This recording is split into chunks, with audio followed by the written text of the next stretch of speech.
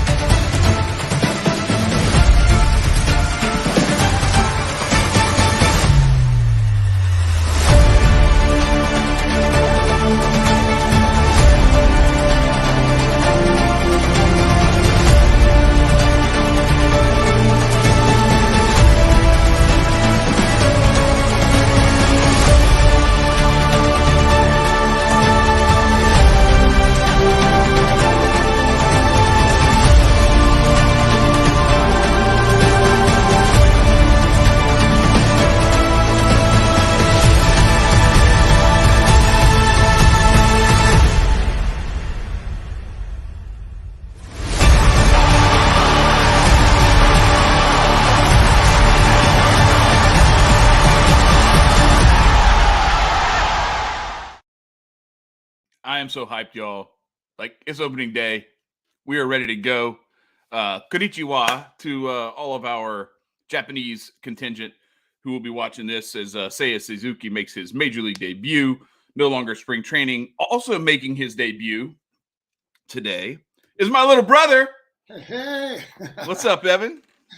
My baby brother is in the house. Thanks. We're going to do this up right. Trying to have a watch party here for the opening day 2022. I'm excited. A whole lot has changed since the last time we watched a game together. There's a whole bunch of different people on the roster and a whole bunch of people not on the roster anymore. So how you doing, man? I'm doing all right. I'm excited to be here. And just to kind of introduce myself, yep. I'm a really big Cubs fan. And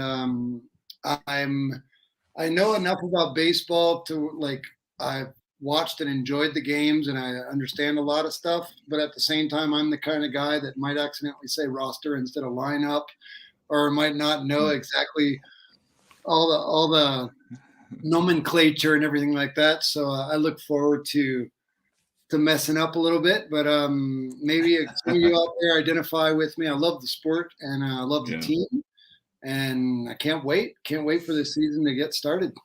Yeah, well, you don't have to wait much longer. We got about 10 minutes, so let's get it. And we're gonna have a little watch party here. So before we get into that, though, because there's plenty to do as we get ready for this season to start. I'm gonna pull up. Here is our starting lineup for today. I made these little graphics myself.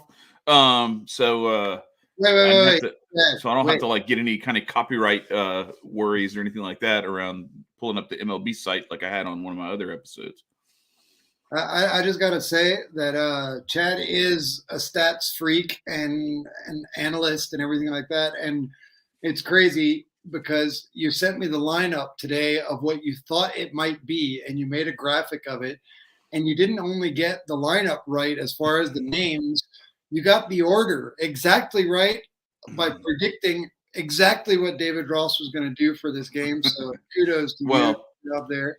He telegraphed his hand a little bit. He's been putting similar lineups out there, and there might be like one piece missing here, one piece missing there.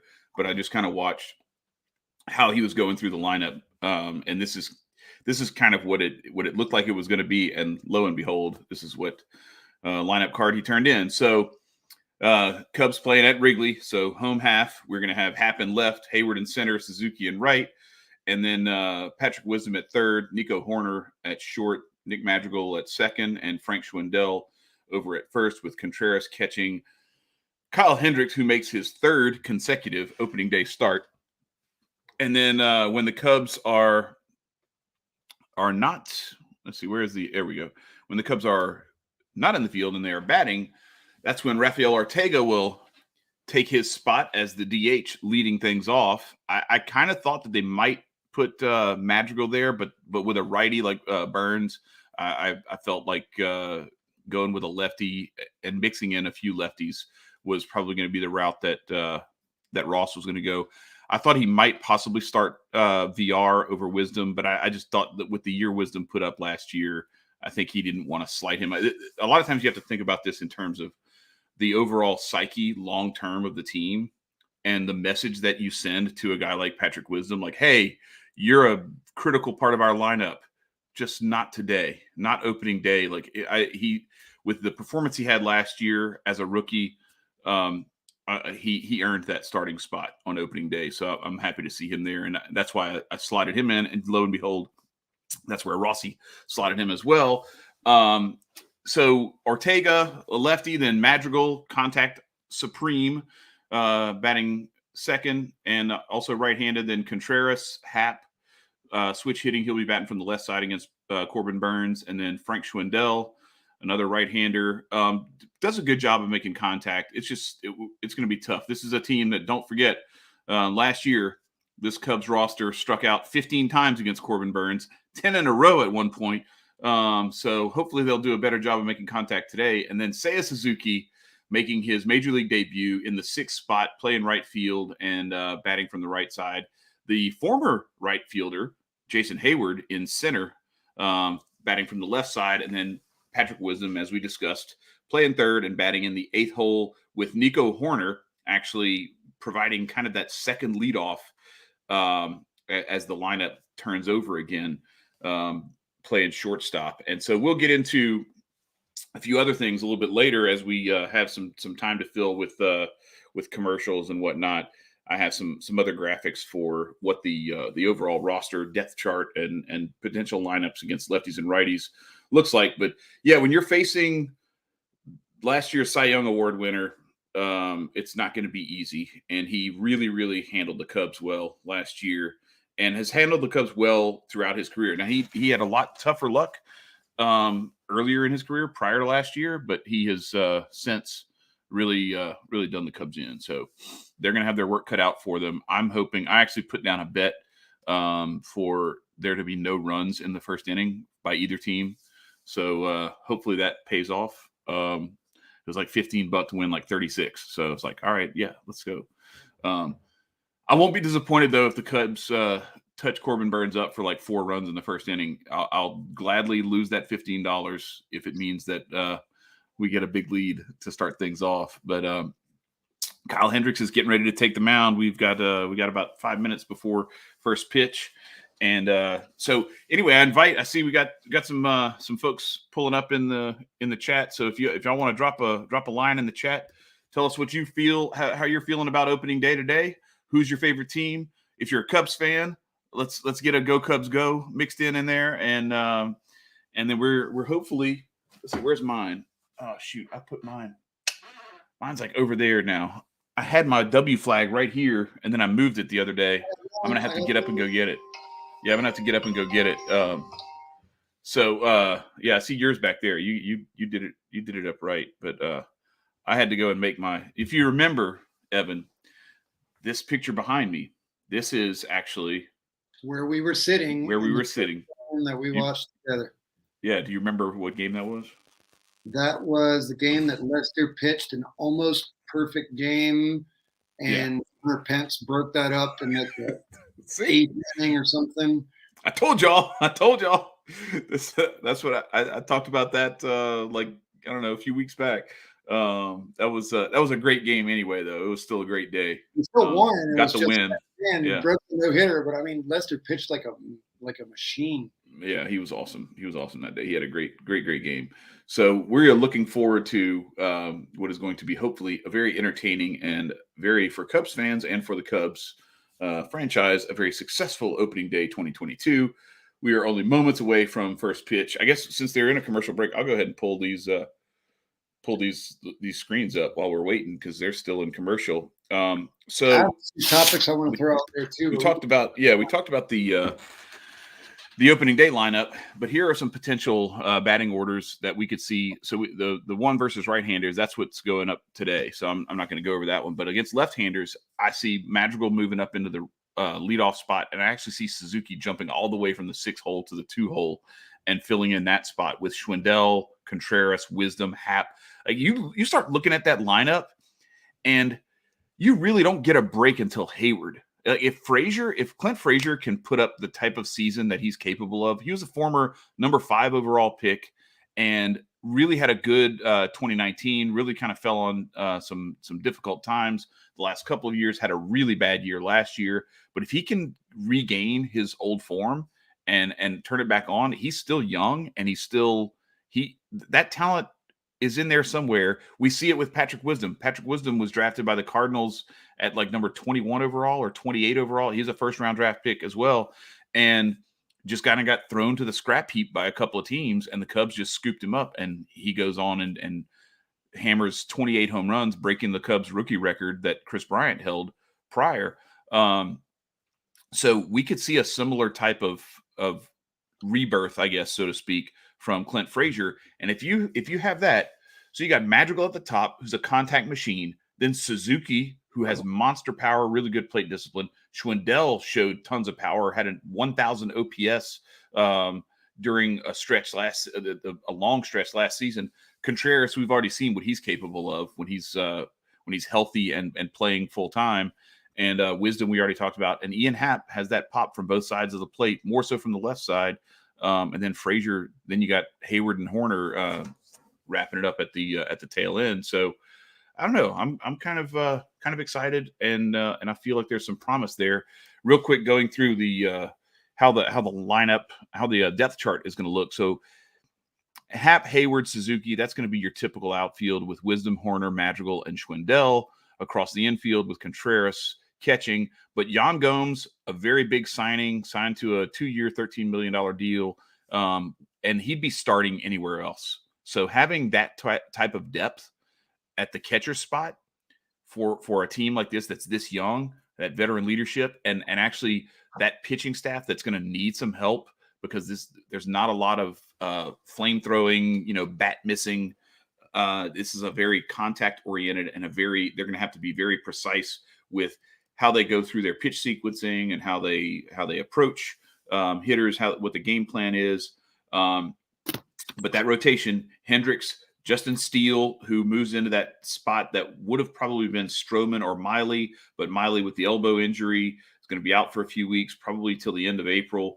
And then Marcus Stroman, who I think has the potential to be a monster this year for the Cubs, is the third spot in the rotation, but really effectively, he might be the ace of this staff by the time the season's over with.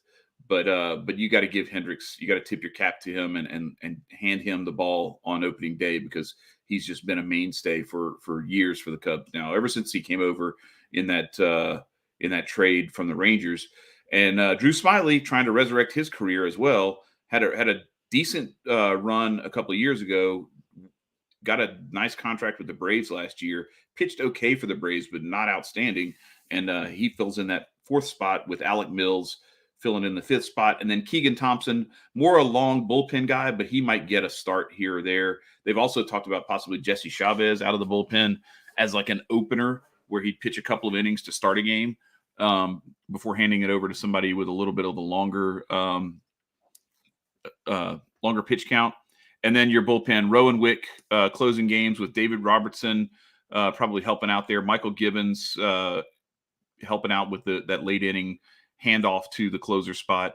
And then Chris Martin, Daniel Norris, I wrote a really good article about something that he's working on with his slider and his curveball, that it's got like a different sort of drift to it now, that they've changed a grip that he really likes. So it'll be interesting to see if that actually translates to results on the field. Scott Efros, Jesse Chavez, and then the charming story of this whole spring training was Ethan Roberts finding out after he got a comebacker hit off his hand, coming back to the dugout after getting the last out of his last appearance in spring training. And David Ross walks up to him and says, "Hey, how's your hand? Is it okay? Can you shake my hand?" And he's like, "Yeah, yeah." And he shakes his hand. And as he's shaking his hand, Ross goes, "Good, because I wanted to tell you made the team."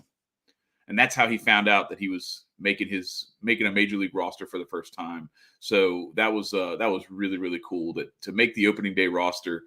and to find out that way where it's you had no idea, you just came off the mound and you're in the dugout and the manager comes up to you and shakes your hand and tells it to you that way. That was pretty cool. So we're getting ready to start, Evan. I am. How you feeling hype? I am feeling hype. Yeah, you seem very subdued. I know you're just listening to me. You've had a blabber. I'm gonna let you say it because I know we're gonna have downtime and we'll get to say. I don't want to waste the interest. Your gems. I mean, I don't know if I've got any gems, but I'll be honest.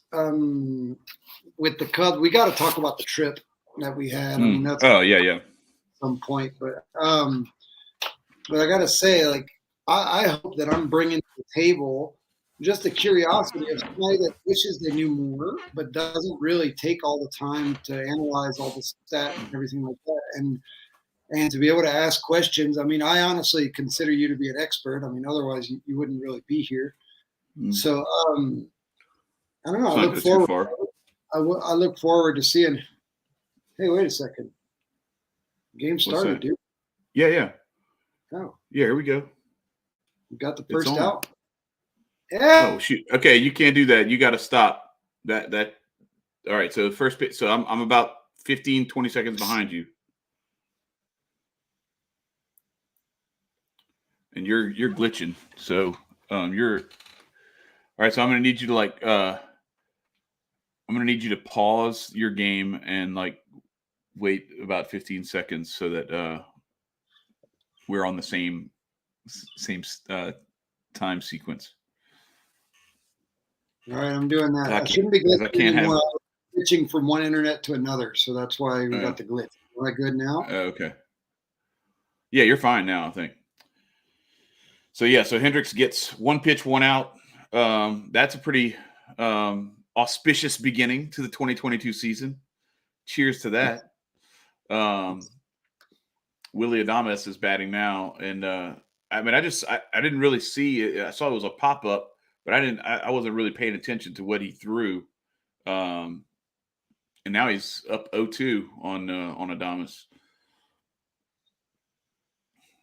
So far so good from one Kyle Hendricks, and man, if he can get out of this inning without giving up a run, my bet looks really good because I have my doubts about the Cubs being able to scratch anything across against Corbin Burnes. That's actually something I wanted to ask you about. I mean, if the Cubs have a lineup right now that's less of a slugging lineup and more of a plate discipline contact lineup, does that increase our chances to be able to perform better against a Cy Young Award-winning pitcher? Well, I mean, I think it's more about what type of Cy Young Award-winning pitcher he is. You know, if he were a Kyle Hendricks type, you know, in 2016, if you remember, Kyle Hendricks, if it weren't for some of the other, there were a handful of other pitchers who were better than him, but it was really he had a sub-3 ERA, pitched really well, got another out. What's up? What's up, Brandon? Or Brendan? I'm sorry, Brendan. What's up, man? Look, go ahead. I want to tell everybody if you're new to the channel, new to the show, we're having a watch party. So fire up your broadcast and watch the Cubs broadcast, and then watch us. And because we're going to be chopping it up, we're going to be kind of breaking down a lot of stuff about what we expect from this season, what's going on with the game. So we want to welcome you, Brendan. But the thing I want to remind you of the most is, number one, subscribe to the channel if you haven't already. And number two, share this with all of your friends, all of your Cub fan friends. And we are 3 up, 3 down. Hendy getting it done. 8 pitches, 3 outs. Christian Yelich goes quietly with a little grounder to first base, and Schwindel makes the out. So we are 3 outs in, and so far looking good. And we got the top of the order coming up for the Cubs. But yeah, Brendan, welcome. Appreciate having you here. I didn't see the flags, Mozart. By the way, Mozart is one of our regular viewers, so shout out to Mozart for coming in. But he says the wind is blowing out hard out there. I didn't look to see what the flags were doing, but I'll take your word for it.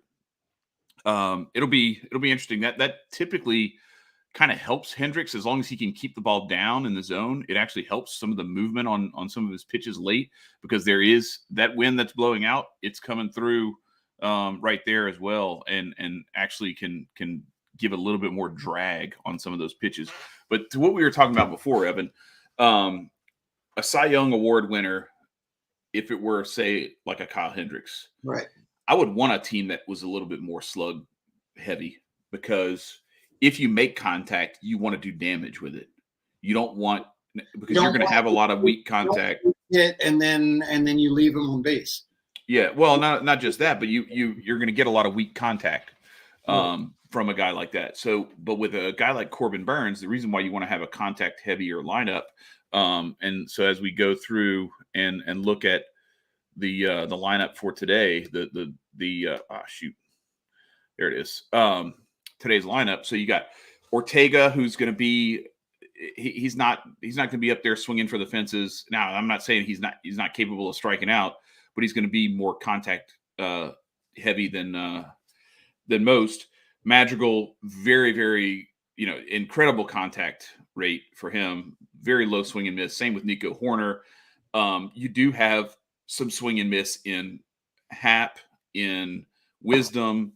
And I mean, look, the rest of the guys are your standard guys. You're not going to bench all of your big bats just because you want to go a little more contact heavy. But you are going to, what you're going to want to do is you're going to want to adjust your approach to this guy. Where I don't know, it'll be interesting to see how they approach him, because what they could do is, because this has been an abbreviated spring training, they could try to wait him out and force him to throw a lot of pitches and try to get him out early, and then get to that bullpen so that you can get into the middle part of that bullpen before you have to worry about Hader and Williams, who are really good on the back end. But the other thing that you could do is you could just anticipate that he's maybe going to be challenging the zone quite a bit early, because he recognizes that, with that abbreviated spring training, everybody's not as and he hasn't built up his inning load as much and his pitch count load as much as he normally would have. So he may be trying to get some quick innings like what Hendricks was just able to do. And so you may actually be able to get away with jumping on him early in the count as he misses low and in with that first pitch to Ortega. So I don't know. I'm going to be interested to see how the Cubs approach this, because it could go either way. And I don't know what they discussed, game plan wise. They don't tell us, because if they did, they'd be telling their opponent too. Right, so far he's taken 2 pitches low and in. Burnes trying to nibble at that low inside corner and missing just off the plate. So Rafael Ortega, they're throwing a stat up there: 321 versus right-handers and 128 versus lefties. So that's why he's in there against a righty. He has tremendous splits where he's much, much better hitting from the left side than he is hitting against righties, as he bats from the left side, than he does hitting against lefties. So you're not going to see him in the lineup against a left-handed starter. And finally, Corbin Burnes grooves one right down the middle for strike one. So it's 3-1 now. Nobody out and Ortega up. And wow, he really had a jump last year in production, did Rafael Ortega. And that one misses way wide outside. So I'll take it. Hey, we got a man on. I'm willing. Listen, I want so bad to lose $15 right now. Because if I do, we know what that means. That means the Cubs. $21. What's that? It would actually be $21. No. I already dumped the $15. So like the $15 goes away. Oh yeah, okay. Yeah. So I don't have it. Losing as not winning the extra $21. Right. Okay. So yeah. So I would be winning an extra 21 if they don't score, but if they do score, I only cough up the 15 that I would have that I've already put in. So Nick Madrigal. So I want you to. I don't know. Have you had a chance to watch him play yet, Evan? Because I want you to take a look at him and just watch how he approaches his at bats, because he's crafty. Oh man. So we got 1-1. That was he just painted that like right on the outside Yeah, corner. that was beautiful. He held off. I thought they got him because he. Well, no, but so one good thing about Madrigal, because he's such a good contact hitter. If he gets to 2 strikes, he's supremely confident in his ability to. Oh gosh, he got a hold of that. Not enough though. Dang, but he's confident enough in himself and in his ability to put the bat on the ball that he's not afraid to go down 2 strikes. So he's not gonna chase something early in the count that is gonna get him in trouble. He's waiting for something that he knows he can drive somewhere. Why is this thing doing this right now? All right. Hey, with the whole DH thing, Mm-hmm. what do you think about that? I'm going again. Remember, I'm coming from the side of ignorance, imagining that somebody's coming into this podcast without knowing anything about any novelties with the team or with baseball as a whole. Maybe not even knowing enough about what happened and why the spring training was shorter and everything like that. I mean, I'm aware of that, but there are a lot of people that may be coming into this just being like, oh, hey, I'm a Cubs fan. I just want to see what's going on. Right. So what's up with this DH thing? Is this is it a change? Do you think it's positive? Do you think that I think it was inevitable. Yeah, I mean, it was inevitable. It was going to happen. It was just a matter of when. And I think the purists, who are not a big fan of the National League having the DH and who loved the dichotomy, so to speak, of the American League having the DH and the National League not having the DH, or maybe who even didn't like the fact that the American League had the DH to begin with and wished everybody would go back to having the pitchers hit. And they maybe get a little bit salty because pitchers suck at hitting now, and they used to be better at it when they had to do it. Well, I mean, if we can pause on that, you got to admit that it adds a whole new level of strategy to coaching. Because if you have to choose whether or not you're going to let your star pitcher hit one more time, or if you're going to, I mean, adding the DH removes a piece of strategy to me. That's exactly what I mean. Yeah. So having the pitcher hit, it does. It adds another layer of strategy to it that now people don't have to really worry about, and it almost renders this rule that they put in a couple of years back, where you have to pitch three hitters or complete an inning. You can't just sub a guy in. Did he get enough of it? Just short of the track. Man, I thought he put a little bit of a charge into that one. I think he just got under it a little bit too much. Dang. Now you're ahead of me. Well, you can, I don't know, maybe you can skip a little bit ahead to catch up with me. Yeah, I don't want to do that to you. I wanted us to be kind of in the same spot. We'll get it. Because Hendricks hadn't even thrown a pitch yet, and you were like, "All right, 1 out." And I was like, "What?" Well, it was only one pitch, dude. Yeah, I know. I realize that now. It was the game had started, and they were already catching the out. I was like, "Wait a second." We sort of like highlights of Hendricks before that, and I was like, so anyway. They got him. Damn. All right, I won $36. Oh shoot, man. I mean, I didn't necessarily want to, but under the circumstances, I kind of expected to be perfectly honest. No, he missed a move on that. If he would have just pulled the other arm around, then if you had El Mago out there, he would have avoided that tag for sure.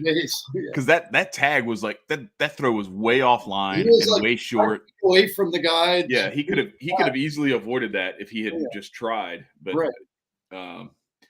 not everybody is El Mago, Evan. I know. I could have avoided that. I know I could have. R.I.P. the El Mago years in Wrigley. Man. Hey, I gotta go get my charger because my computer's gonna run out of use. So all right, you go do your thing. So I'll wait until he gets back to go through some of the other stuff with with your DH changes, but I will break down a little bit of how we got here and why there was a shortened spring training. Hopefully you already know, but just in case you don't, what was going on was early in the off season, the rumblings started to go around that the CBA, the collective bargaining agreement, was not going to be re-upped easily. And so then you kind of had this weird eggshells sort of approach with some of the teams as far as signings and trades or anything like that, that teams kind of went through. But the Cubs, thankfully, they went and got Marcus Stroman. They picked up Wade Miley. They made a few moves before the lockout started. But yeah, so then as we get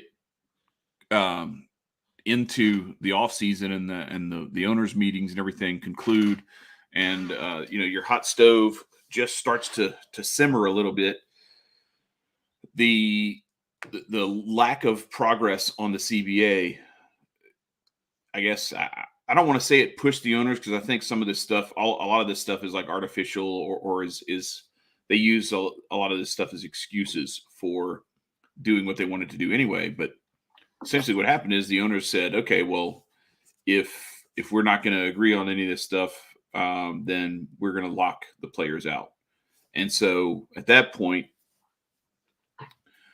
the contact between the players and the teams, managers, anybody in the team administration, managers, coaches, trainers, any of that stuff, staff, all is just cut off. It's just halted immediately, because you have the union that has their representation for the players, and then you have the owners with the commissioner kind of carrying their water, basically fighting each other for finding that middle ground, so to speak, of where they can both be. What the world just happened? That was fair? What in the hell happened? Suzuki didn't even run over there. I think he just thought it was going foul, so he just jogged over and didn't really do anything with it. And McCutchen was just standing there staring at it. And then he finally started running. He jogs again, and then he picks up his speed and starts sprinting. That's a rough way to start the inning with a ball that probably should have been an out. If Suzuki hustles over there, because that ball was in the air for a long time. That was kind of wild. Not something that you want to make a habit of doing. But yeah, so the owners locked out the players. A lot of people were calling it a strike. It was not a strike. The players were not striking. The owners locked the players out. And so when they finally did get the collective bargaining agreement, agreed to and signed and everything, we had already, gotten reports that they had already canceled 2 weeks of the season, and it was just going to be. Hendricks is really working that changeup, by the way. He just made Tellez look like a fool swinging at that. But anyway, so the CBA finally gets agreed to, and we're already pushing up on the regular season at that point. And so to preserve what was left of the regular season, and to possibly even be able to play a full 162-game season, they opted for a truncated spring training. And so instead of normally you have in mid-February, you have, pitchers and catchers report, and then players kind of show up a week later, and everything just kind of works its way up. And then you get into, they're starting to have games. And so you're, I saw you. I saw that. You jumped ahead of me again, didn't you? Well, I'm trying to fix it. You keep going. Okay, now I just got to the thing that you raised your hands about, where Hendricks struck him out. Trying to be subtle. Say what? I tried to be subtle. Yeah, that was terrible. But anyway, so So this changeup is wicked. Like that's vintage Kyle Hendricks right there. Like when Hendricks is doing that and that he's locating that pitch low and away, what we saw. So he had a stretch last year where he went 11-0 with like a ridiculously low ERA and sandwiched between two awful stretches where he had like a 6-something ERA and like an 8 ERA for like 6 and 9 starts are, sandwiched around that. Those two stretches were very ugly. And you could see when he was struggling, you'd see that changeup would leak up. And when you throw a changeup and it's belt high, it's batting practice right there. So if he can work his fastball low and away and locate it and dot that outside corner, and then follow that up with that changeup to lefties fading away, low and away off the outside corner, or the curveball to righties doing the same thing away from them, he's really tough to hit, if not impossible. And he can go through those stretches where, he throws a Maddox where he throws like 92 pitches and shuts him out and fires a complete game. And there was that curveball. All right, we're both. He got a little bit. We're on the same. Yeah. Perfect. Yeah, he got that curveball. That was a little bit. He got a little bit more plate than I would like, but he got him to swing over the top of it, so that was good enough.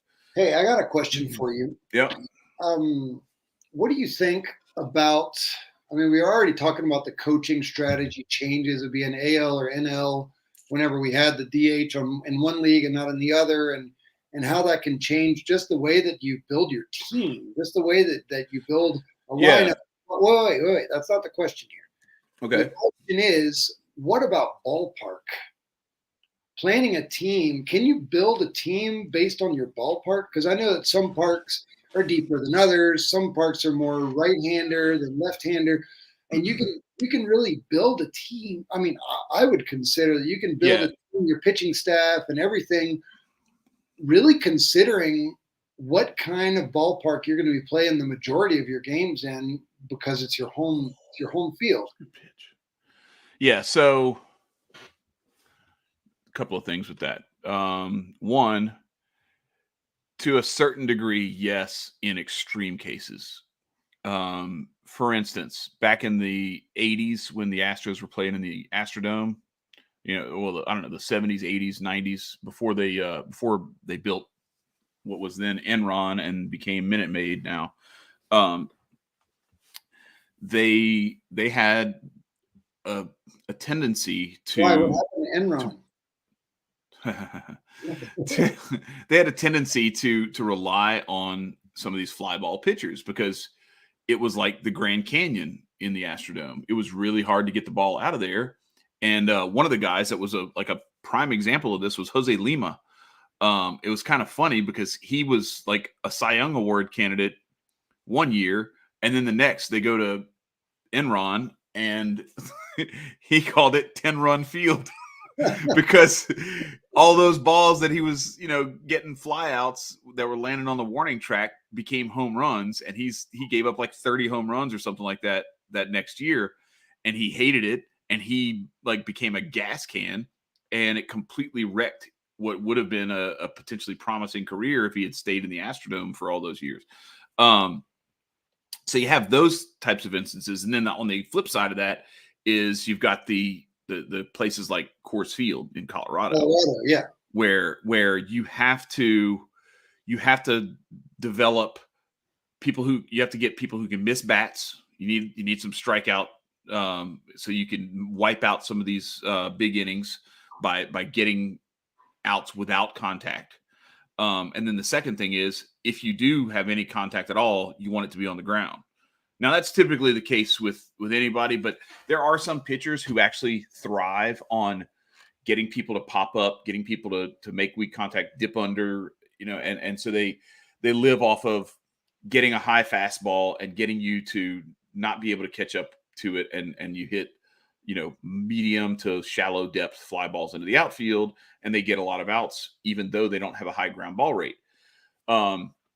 As far as building a team around your ballpark, I mean, how do you build your team around Wrigley? You can't. The wind's blowing in, the wind's blowing out. The wind's blowing Well, in, the wind's blowing out. The wind's dead.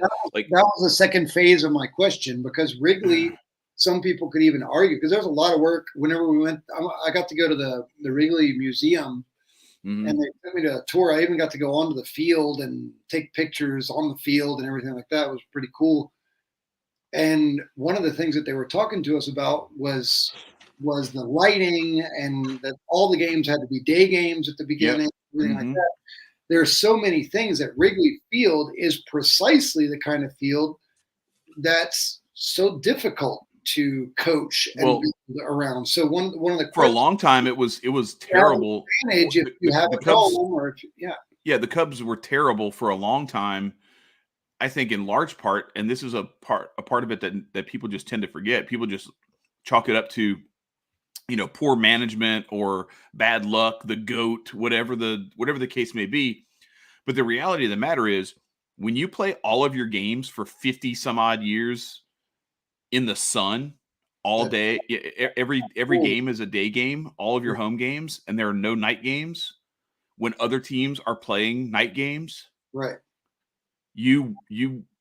And look what happened in '69. They blew a big lead and let the Mets come back and catch them. And they want to blame it on the black cat running out in front of Ron Santo in the on deck circle, but no, that's if we had a night game, they wouldn't have seen that cat. Right. Well, no, it was a night game. It was at another stadium, but the point is that they blew a big lead. Here we go. Come on. Yeah, Lorenzo Cain still, even though he's not good enough to bat in the top of that order anymore, he's a pain in the ass. He's a tough out. So this is going to be a tough at bat. He's still fighting pitches off. Hendricks has already thrown 20 pitches. It always reminds me of Kano. Kano from Mortal Kombat? Yeah, when Cain used to have that big Gronkowski looking arm brace thing, didn't he? I think you might be thinking of what was the first baseman? All right, there we go. Are we even right now? That was I just wasn't looking at the screen. So anyway, so I don't want to get too far off tangent, because I still haven't finished what I was saying about the lockout and everything. Oh, sorry. So no, it's all good. It's all good. So so the Wrigley thing, or the building around your ballpark, okay? What you have seen is a team here or there. Let's say you've got a left-hander who can drive the ball the other way, but who also is a good guy to wrap the ball around the pole, at Pesky's pole at Fenway. Well, because Wade Boggs made a career off of hitting doubles the other way off the Green Monster. Balls that would have been, flyouts at some other parks. But he'd knock it off the wall. They're hitting, and it may only be 5 or 8 feet above the left fielder's head, but it still ricochets off of there, and he's standing at second base. What's the depth? What's the depth of the Green Monster? 317 or something like that. It's shallow, but it's 40. It's 37 feet tall. So field a ball 8 feet over your head. It's pretty hard to field a ball. Yeah. So actually, this is a great moment. If you can hold it down for a second and just kind of chat it up with the people. First of all, I got to turn my air conditioner on. Second of all, I have a book about Major League ballparks, some historic ballparks and everything. I'm going to go get it and bring it back. So I'll be right back. Y'all take it easy on my man, Evan, my little brother. And Evan, talk to the folks. Y'all hit him up in the chat. Come on, give us something to talk about. And we're gonna get it back going when I get back. Well, I'd like to throw out there just a little bit. We went to see the Cubs. I was probably 11 years old or something. We drove all the way from Baton Rouge, Louisiana, from Wrigleyville South, all the way up to Chicago. We stayed there. It was just my dad and my 2 brothers and myself. And it was just an amazing trip. And we decided to redo that trip in 2016, which is 25 years later. We decided to redo that trip. And we got to be there. We got to be there for a 3-game series to see them playing against the Pirates. Wait, no, the San Francisco. And it was an amazing experience. We'll talk more about that whenever Chad's back. But I just wanted to say, like, ever since I was little, my grandmother Chad got big into the Cubs, and then he got my dad into it, and then my dad got my grandmother into it, because there were really only 2 channels that she could watch. She was either watching EWTN or she was watching WGN. So she would either be, she's an elderly woman, and she was a widow for, I think, like 40 some odd years. And she spent a lot of time in front of the TV, either watching religious programs or watching Cubs games. So it got to be just this family tradition. Whenever the only 2 things you could watch were either the Braves or the Cubs, and all of a sudden we all ended up becoming Cubs fans in the family. And whenever we went out to Wrigley Field whenever I was 11, that trip kind of marked everything. It was just the only man trip that we had until, like, my brother got married or something like that. But it was just a huge deal. And then to be able to come back to that 25 years later and just pick up the joy that we have for the game, and really see the Cubs flourishing and be able to win a World Series. I would have loved to have been there for the World Series. I actually have a cup from the World Series that a friend of mine brought to me. He got the little towel out there too. So we got all kinds of goods going on. I'm showing them all my paraphernalia. Got the That's good stuff. Champions shirt. I somewhat touched on the trip that we had this right here years ago, but I didn't go into it. Good, that's good stuff. My World Series jersey, baby. Hey, we got a double, Chad. Yeah, I saw that. That was Hap. I don't know, man. Oh, yeah, it's Ian Hap. Schwindel just popped up. Oh, damn. All right, so I brought a bunch of books up here, but here's the book that I was talking about. It's even in the shape of a baseball field. Nice. Which is kind of cool. But yeah, so as Seiya Suzuki steps to the plate, we will suspend this conversation because right now everybody's freaking out. We are ready to watch. Everybody's got their phones out. That's right. Take your phone out and record this, unless you are watching it on your phone. Right, exactly. But definitely don't watch it with your eyes, because you might miss something. All right, so he missed low and away, and then he threw a strike. All right, so damn it, now you're ahead. Well, I can pause this one. We're good. So now I just saw it on the other TV. I have it on 2 spots. One that I'm listening to, and one that I'm not. So, has he thrown the 3rd pitch yet to you? Nope. About to right now. Okay. Ooh, come on. All right, so we're pretty close to each other. He held off on that. I think you're about half a second ahead. I don't mind him not swinging at that pitch, because that pitch is actually off the plate. That was a ball.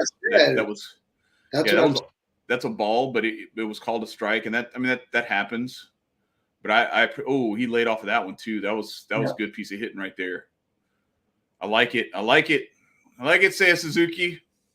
There we go. I want so bad to say sayonara, but so far we're just sitting here with a 2-2 count.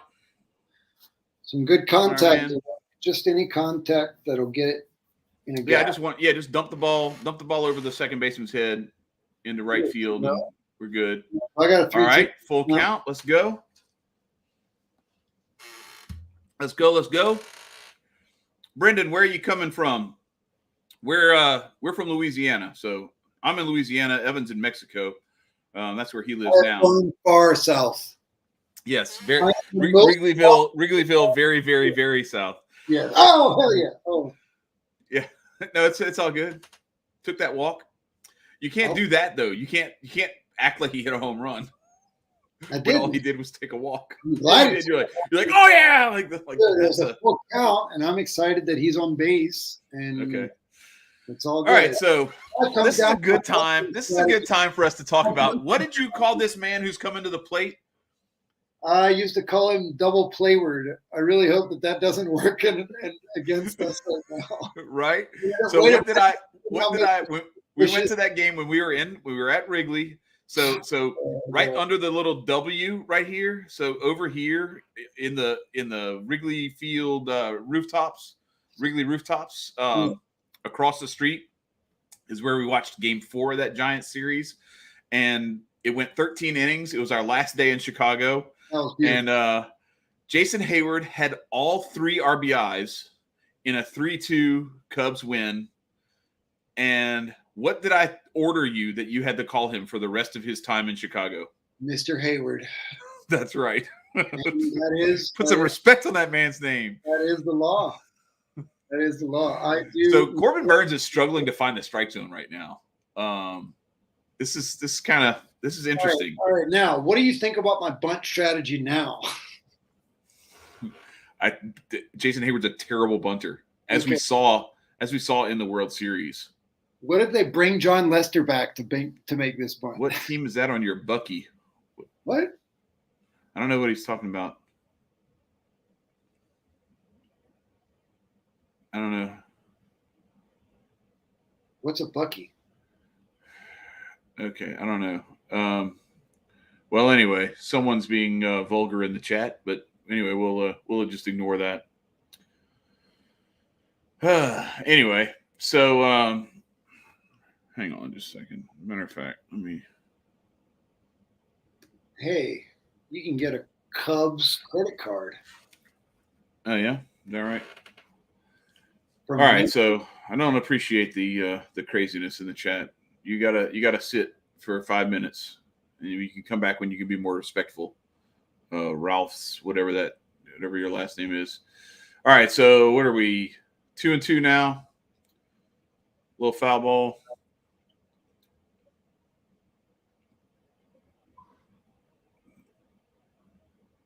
Hey, you can't call him that anymore. Oh shoot! Yes. Man, I still need to move ahead a little bit. I'm just disappointed that no, you're good. I actually have to pause this one over here so it can be in sync with my TV, because all right, here we go. And oh nope, that's not it. Man, it's really far behind, huh? All right, now I think we're synced up.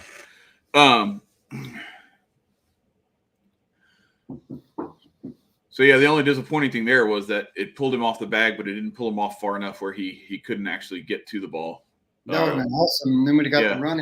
Get the run home. $36, and we still get. So Nico Horner, really good contact guy. Or no, this is Wisdom. My bad. Horner's due up next. That's right. So Wisdom. Well, this is interesting. So Burnes is struggling to get the ball over the plate. So he's having a hard time really locating.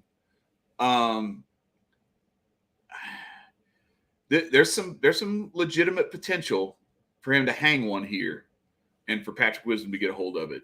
He gave him an opportunity right there with that pitch. That was barrel. He just got under it a tiny bit.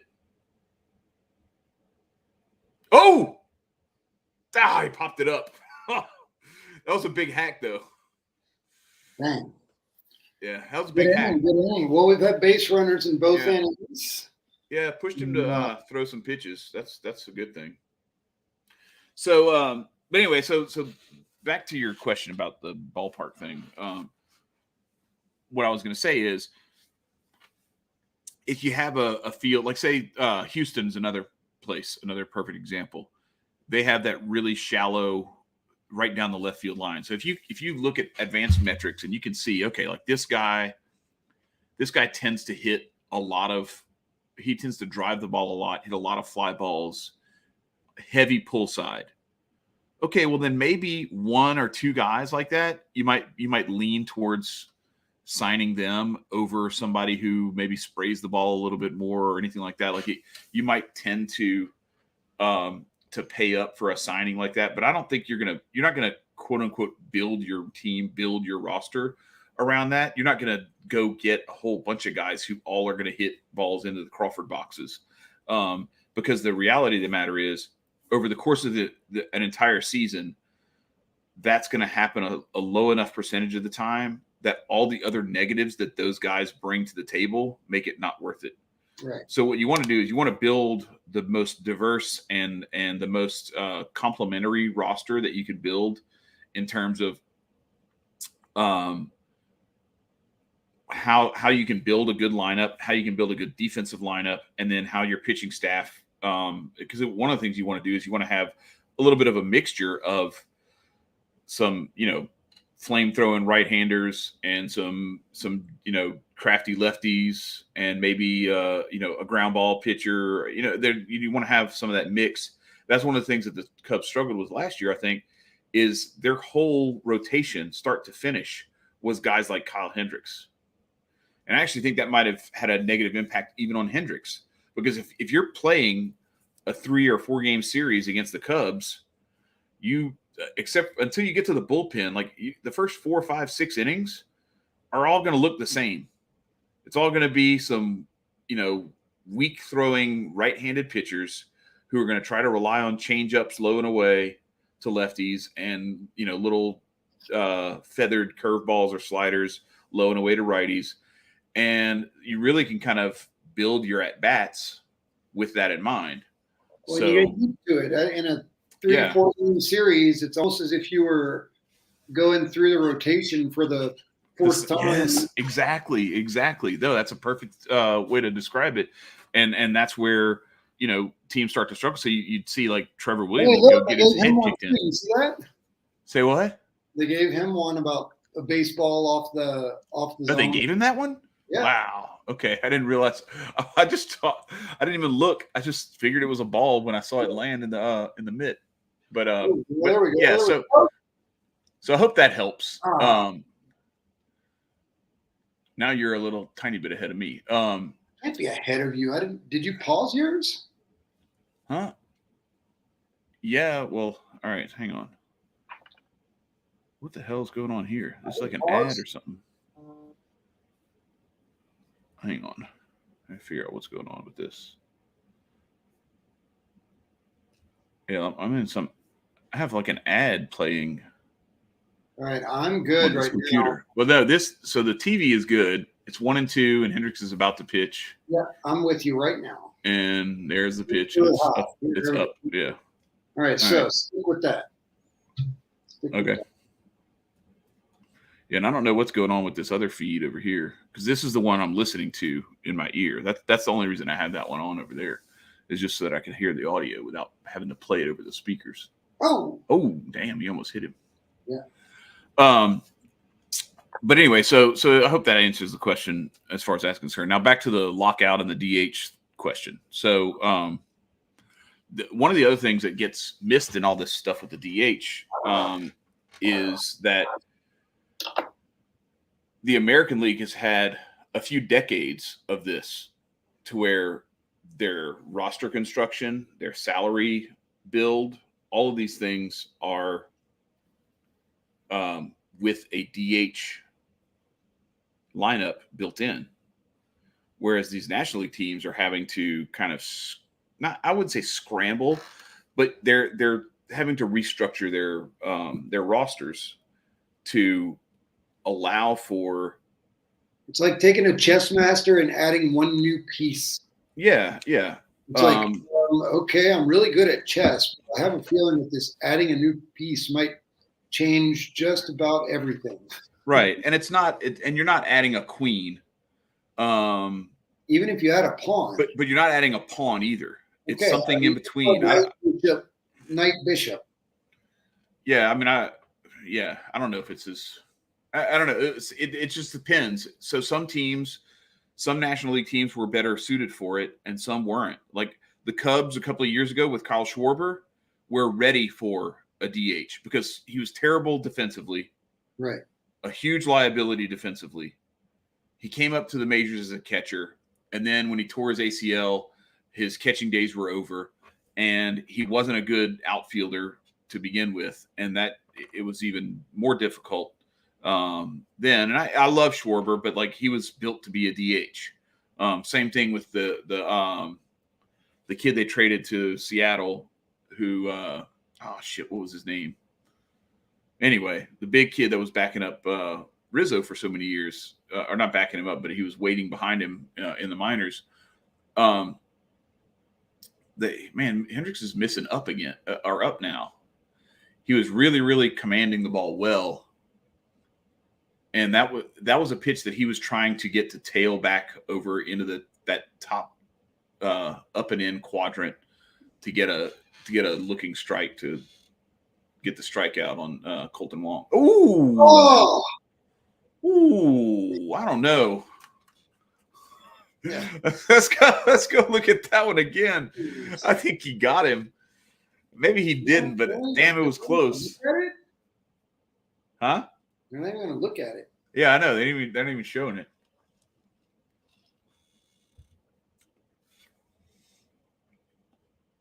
That'll do, pig. Oh. All right, let's go. I might have to drop out for a few minutes. Okay. My family's eating lunch downstairs, and I might need to hop in with them for a little while. Okay. And hopefully I'll be able to pop back in. Okay. All right. You going right now? I'm not leaving yet. Oh, okay. All right. Now we just need a little ground ball on the infield. Flip 2. Bring in double play word. No, you don't want it. No, I'm not trying to get how are you going to get a double play hitting the ball to center field right now? Oh. That 8-pitch first inning is really proving helpful at this point because he's thrown 32 pitches in an inning and a third since.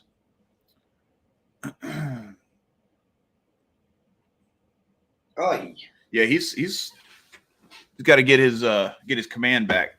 He's getting a little wild out there. It's Hendy, he'll be fine, but he needs to dial it in. But yeah, so the DH. So you have some teams. Dan Vogelback, that's the guy who I was thinking of. He was behind Rizzo for so long in the minors, and finally they just went ahead and traded him to Seattle where he could DH, and he actually did really well. And I think he ended up going to Milwaukee last year or year before. But you have some teams that are built more where, like the Cubs roster right now, before they signed Seiya Suzuki, was very defense heavy.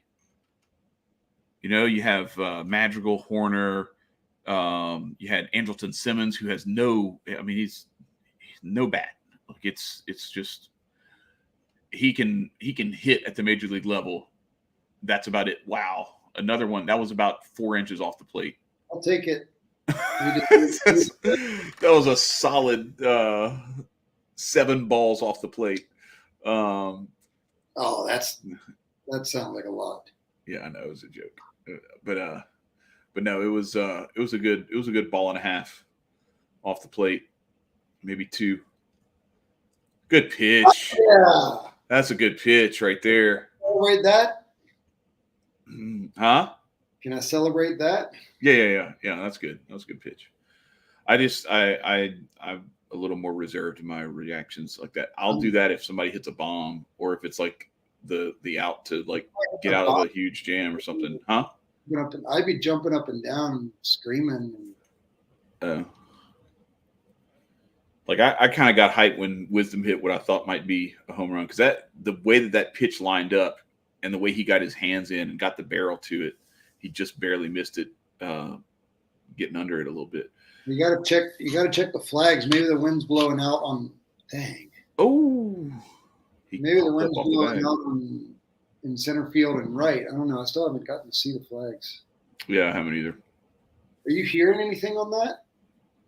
No, I mean this thing keeps, for whatever reason, my feed on this the one I'm listening to keeps like it's either a full pitch ahead or it restarts the broadcast and says your event will begin shortly. I'm like, bro, come on.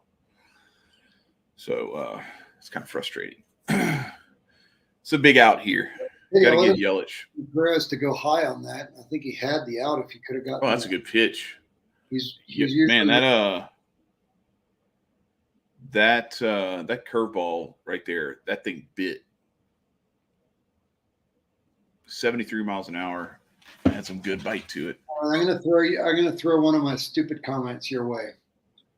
If Gomes turns out being, first of all, why does it say Gomes and not Gomez? I don't know. Is it Gomez or it's Jan Gomes? I don't know. That's just how it's not Gomez. All right.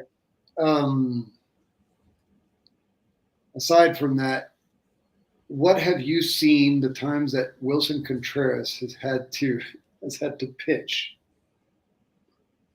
Wait, what?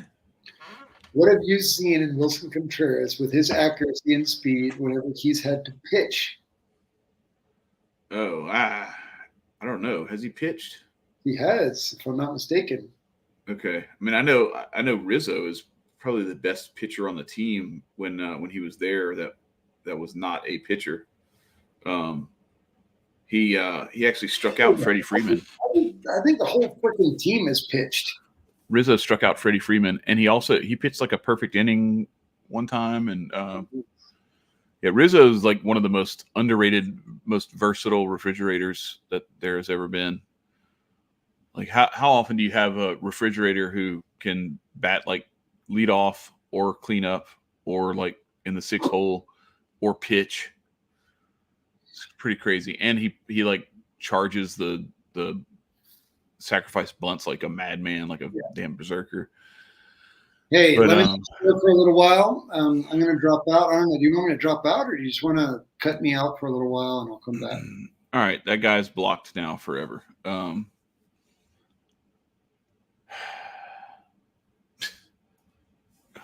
He came back and threw the same stuff. I don't know if it was just like after 5 minutes it let it back in or what. Like usually it turns that stuff off, but it's gone now. So I apologize, chat, for you guys having to witness that at all to begin with, but it happened. So he has now been blocked from chatting. So yeah, if you need to go, you can go ahead. But anyway, the DH, now that it's official and it's going to be here to stay, I think you'll start to see some teams reconstruct their rosters very quickly. I think you'll see like in the by next year, every team will have a kind of an established DH likely guy, you know, and you'll have a combination of that and also some of this like we're today, like Rafael Ortega.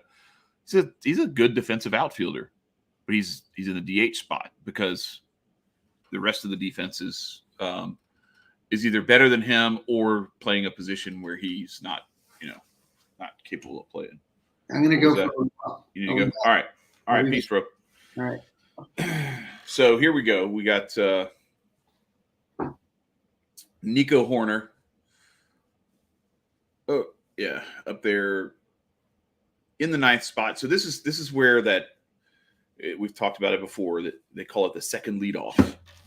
And so as you make it through the lineup at least once, you get to this point where now you have a guy who is batting in the 9 hole, but effectively he's leading off this inning.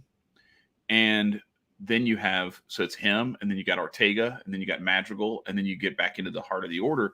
So you actually have a chance to like get somebody on, then have Ortega maybe bunt him over, then Madrigal come up there, try to punch one somewhere. It creates some versatility to your offense that you don't really have when the pitcher's spot is. I'm going to remove him from the thing, but when the pitcher is batting, you don't really have that because you've got to get through. Like right now, you'd have Kyle Hendricks up there, and it would be just about an automatic out for Burnes. And now instead, he's got to face Horner. So and Horner just takes that paint on the outside corner. That was not ideal. I'd like to see Horner protect the zone a little bit more there. Here early in the game, you got a chance to run up a pitch count on a guy like Burnes. I want to see you protecting, just foul that off, make him earn that third strike. That was a very very hittable pitch, even if you're just punching it to foul it off or punching it the other way. Burnes is starting to do a little bit better job of finding the zone now than he was earlier. We talked about it before, where he was kind of losing his pitches, especially like low and away and high to the arm side. So it was like he had his release point was off as he's coming down 3/4. But it looks like he's gotten that back dialed in. And Ortega is up now with a 1-1 count. 40 pitches in through 3 innings. I haven't looked to see how many pitches Hendy has thrown. But let's see. Hendricks, 47 pitches through 3 innings. That's about 16 a clip. It's not bad. And Burnes is at 41 pitches here in the 3rd inning. So, and he's still only 1 out into the inning. So if Ortega can find a way to work his way on base again, that's a good take. That was a really, really tough pitch to lay off of. Ortega, who walked in the 1st inning, but he strikes out there. That was a good pitch, though. Nice fastball up in the zone. Just tough to catch up to it. Ortega couldn't get there.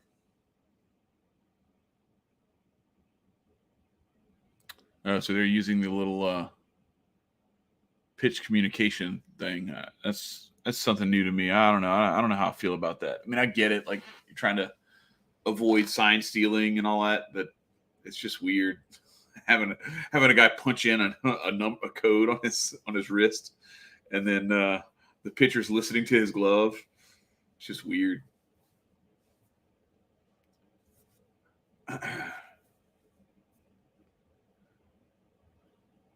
And then the other thing is, too, they're doing that with nobody on base. So it's like there's not even – you're that paranoid that you're – well, now you have the opposing team that can – you got a cameraman looking at the wrist of the catcher. So there's all kinds of ways that you could manipulate this system, too. I don't know. It's like just you got to, on a certain level, develop a better way of coding your stuff so that it's not as easy to hack. 3 up, 3 down. That's a rarity. Nick Madrigal striking out. I didn't think I would see him strike out in his first game as a Cub, but there it is. That was a good pitch low and in the dirt. He got him to chase it. It's not something that you see all the time, but it does happen. All right, so let's see. I'm going to try and get this synchronized.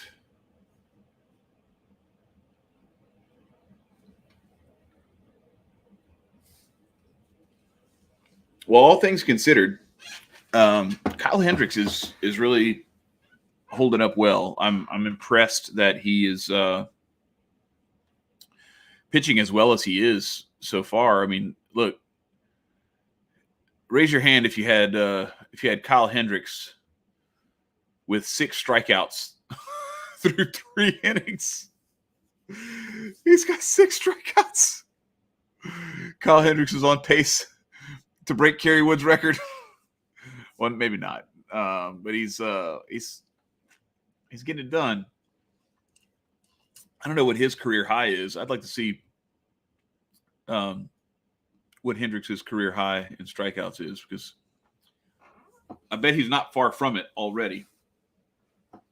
Maybe like 11 or 12 at the most, I would think. If he keeps this up, he's gonna be knocking on the door of that. So let's see what we got here. Stupid. All right. Bear with me for a second here, real quick, while I just check a couple of things.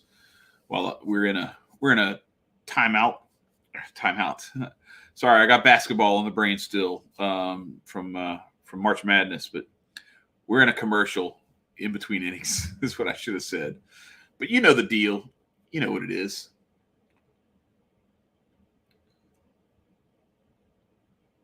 And so the Cubs old school.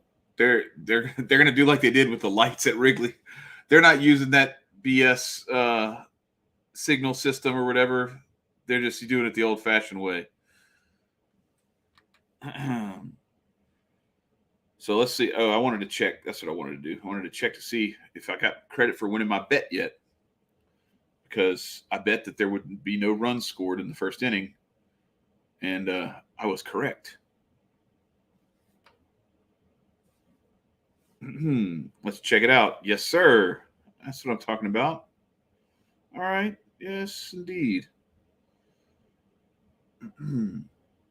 So I got another one that's like a parlay with the Braves, the Angels, and the Padres all winning.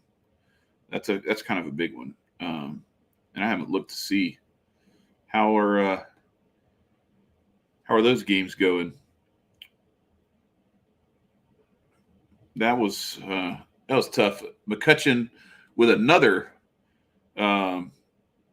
knock that possibly shouldn't have happened, but it did. So here we are.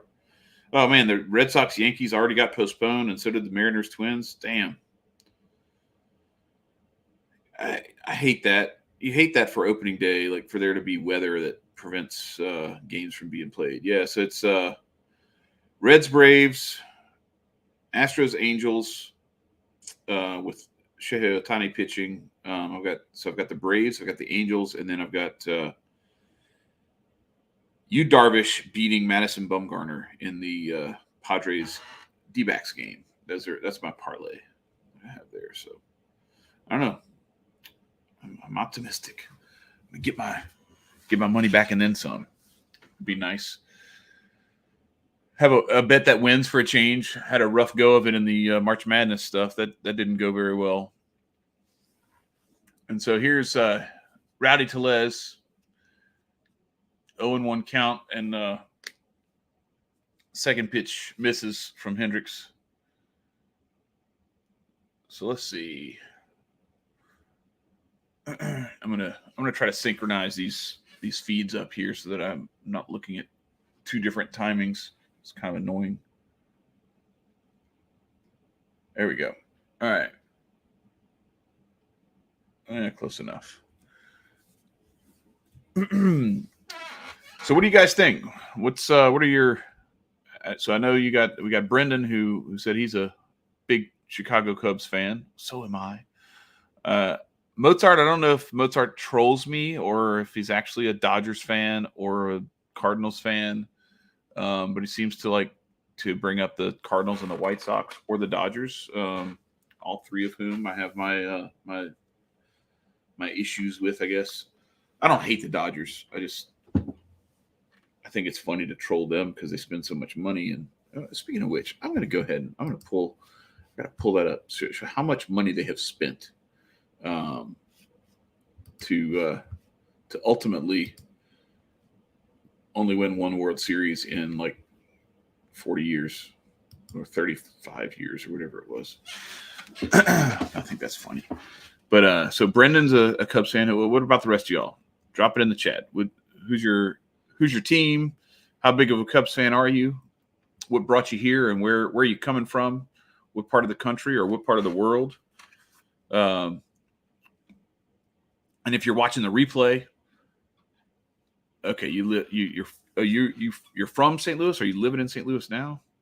I mean, look, it's all good. Like I think the Cubs Cardinals have a rivalry that's while there's some contention and there's some like ribbing and stuff like that. I don't think there's the hatred that there is like for Red Sox Yankees or like maybe Raiders Chiefs, Alabama Auburn, those kinds of rivalries. but there's a healthy rivalry there. So I got nothing against Cardinals fans. All right, so let's pull this up. So how am I going to do this?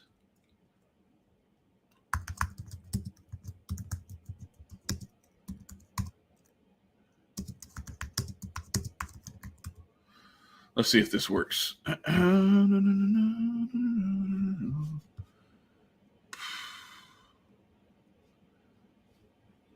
There we go. 1998 to 2022. That's close enough. So it's every year, bro. It's so crazy. All right, so here we go. I think it's overrated. They've only played like once in the postseason. Yeah, right. Yeah, that's true. And I mean, I won't mention who won that one postseason matchup between the Cubs and the Cardinals, but we all know it was the Cubs, 2015. Shouts, let's go. All right, so here we go. Let's see. So team payrolls. Dodgers were number 3 in 98. Oh, dang. They were number 8 in 99. That's actually pretty impressive. Number 2 in 2000. I give you one guess as to who was number 1 in the years that they were number 2. It was the Yankees. Actually, it was Baltimore in 98, but the Yankees were number 2. Then the Yankees were number 1 in 99. Yankees were number 1 in 2000. Then Yankees number 1 in 2001 with the Dodgers at number 3. Then the Yankees at number 1 in 02 with the Dodgers at number 5. And the Yankees in 03 with the Dodgers at number 4. The Yankees. See, I'll say this: like, I don't have a big fan of like I'm not a big fan of the Yankees either for all the money that they spend. Yankees in 04 with the Dodgers. Now, this is the one year where the Cubs actually spent more than the Dodgers. The Dodgers were number 8 again that year, or no, number 7, and the Cubs were number 6. Then 05, it's Yankees with the Dodgers at – oh, no, I'm sorry. That's the Angels that year, number 5. Where were the Dodgers? All the way down at number 11. Wow. That's impressive. They went cheap that year. Then 06, the Yankees with the Dodgers at number 6. And the Cubs following them at number 7. Then it was 07, Yankees with the Dodgers at number 6 again. Oh, fouled it off his foot. We're in the top of the 4th, 0-2 count on Omar Narvaez, and Hendricks is at he's touching on 60 pitches, and we're in the 4th, so needs to get it done here. Yankees in 08 with the Dodgers at number 7. So this is when the Dodgers actually went through a stretch of not spending a ton of money that like mid to late 2000s, and he just hit him on an 0-2 count. Bruh, what are you doing? Come on, Hendy. You're better than that. 2010, yeah, the Dodgers are like number 12, and that's when the Cubs were spending way too much money because they had a bunch of dead money on the books from like Alfonso Soriano and a couple other guys that they had, maybe Nomar and some other shit. It was just ridiculous. Then they started to step back. 2011, I mean, the Yankees are still number 1 in spending like every year, and they still don't have that much to show for it. And this is when the Cubs in 2012 dropped way back. And where are the Dodgers on here? See the Angels. There's the Dodgers. They were actually pretty far back in 2012. Then 2013, they jumped back up to number 2, right behind the Yankees. 2014, they're number 1. 2015, number 1. 2016, number 1. 2017, number 1. And then in 2018, they finally stepped back to the third highest payroll at only 186 million. Then in 2019, they had the fourth highest payroll. Did he get him? Oh no, it's 0-2, 1-2. Okay, 1-2. 2020, they had the second highest payroll. 2021, the highest payroll, and then in 2022, this year, they have the highest payroll. So they went through that stretch of like the early 2000s, and then the last 10 years where they've been like one of, if not the highest paid, highest payroll in Major League Baseball. But they did have that stretch in between where they were anywhere from like third to, I don't know, 12th or so. But they still, if you add up the money, the two teams at the top of the list are going to be the Yankees and the Dodgers in terms of total money spent. I'll actually pull the numbers together in a spreadsheet, not today, but another day, and I'll put that all together. But yeah, it's kind of crazy. Oh, there we go. Oh, come on. Well, ground ball on the infield with the bases loaded, and all they could get was one run. So that's kind of disappointing. Difficult double play, but that ball was hit hard enough, and he fielded it early enough where it seems like he could have gone to the plate with it, huh? He had a weird angle. He would have had to turn his body. He was setting up his body to go to second. That's what he was, and he bobbled it. Okay, damn. So the Brewers are on the board first, and it's all because Hendricks just kind of lost his command here. He gave up a couple of knocks and then hit a batter. And Suzuki, thank God, made that catch, and we're out of the inning. So that ball was properly struck, as Joe Madden would have said back in the day. But Suzuki made a good play on it and got back in time. So let's see. What do we have here? The league average was... Yeah, see, the Cubs have the 15th highest payroll coming into this year. And had the 10th highest payroll last year, the 6th in 2020. They were second in 2019. They were still in the midst of trying to get the most out of that young core that was still around from the basically the 2015 season on. In 2018, they had the 4th highest payroll. In 2017, they had the 8th highest payroll. And look at this. In 2016, the Cubs won the World Series with the 14th highest payroll in baseball. And who did they beat in the NLCS? Oh, that's right. The team with the highest payroll, the Dodgers, at $223 million. The Cubs' entire payroll was half that at $116. And then in 2015, the Cubs had the 13th highest payroll. So like that's what I'm saying. It's just like watching this stuff. If the Cubs spent the amount of money that the Yankees and the Dodgers spend every single year, and they only had one World Series to show for it in the last 20 years, I'd be kind of pissed. That's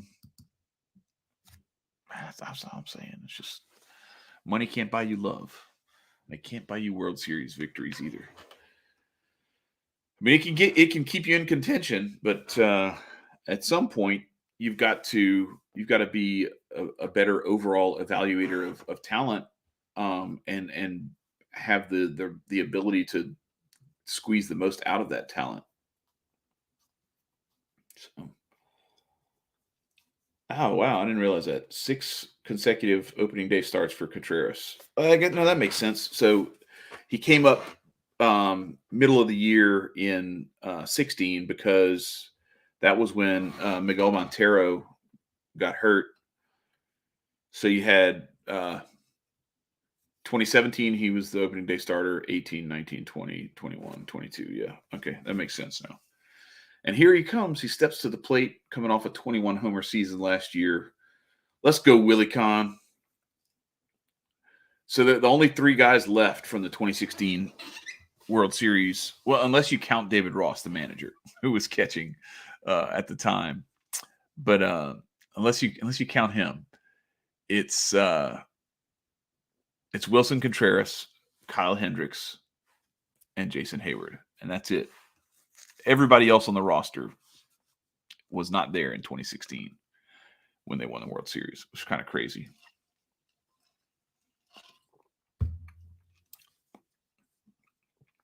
Low and away. All right, let's see if Burnes maybe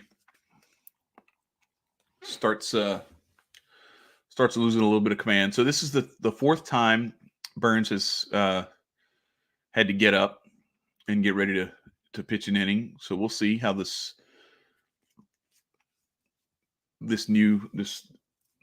fourth inning get up goes for him. That was a good pitch, though. Nice little feathered slider there. 1-2 to Contreras. Oh, he's a free agent after this year.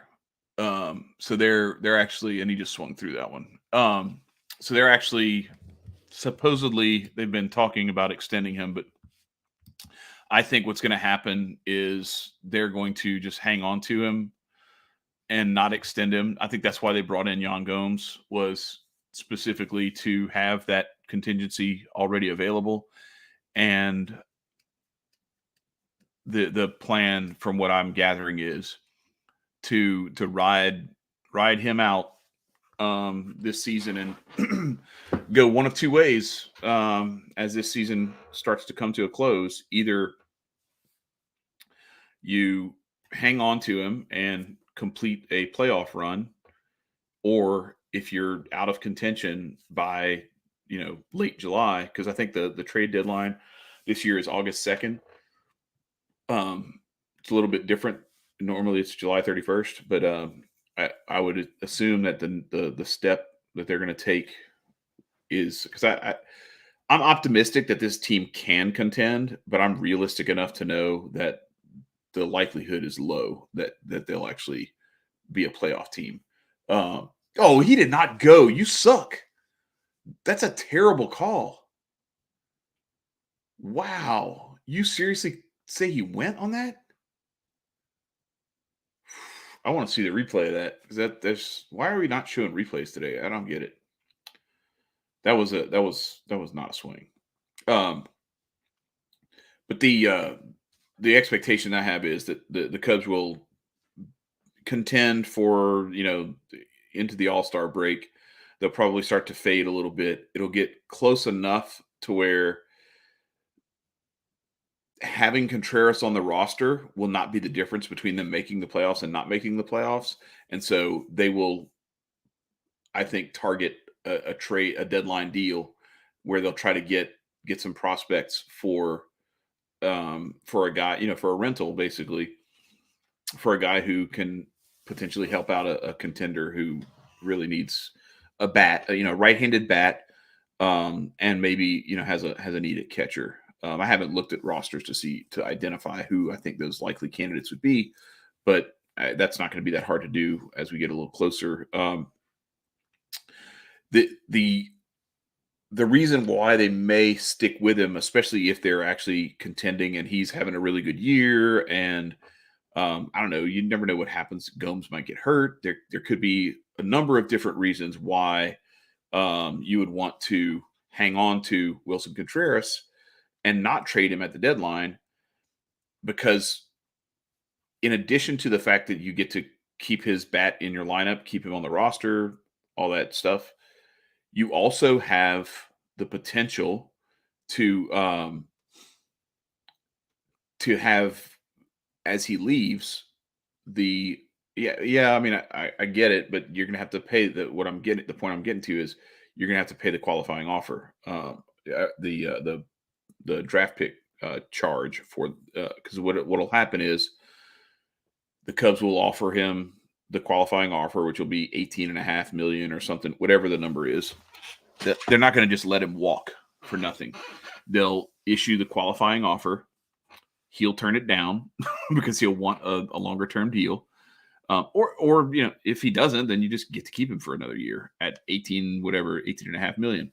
But if he turns down the qualifying offer, now you get a first round compensation pick from the Cardinals or whoever it would possibly be. And I would really, really hate that. Even if we got a draft pick out of it, I would hate to see him put on a Cardinals uniform, because that's just terrible in every way, shape, and form.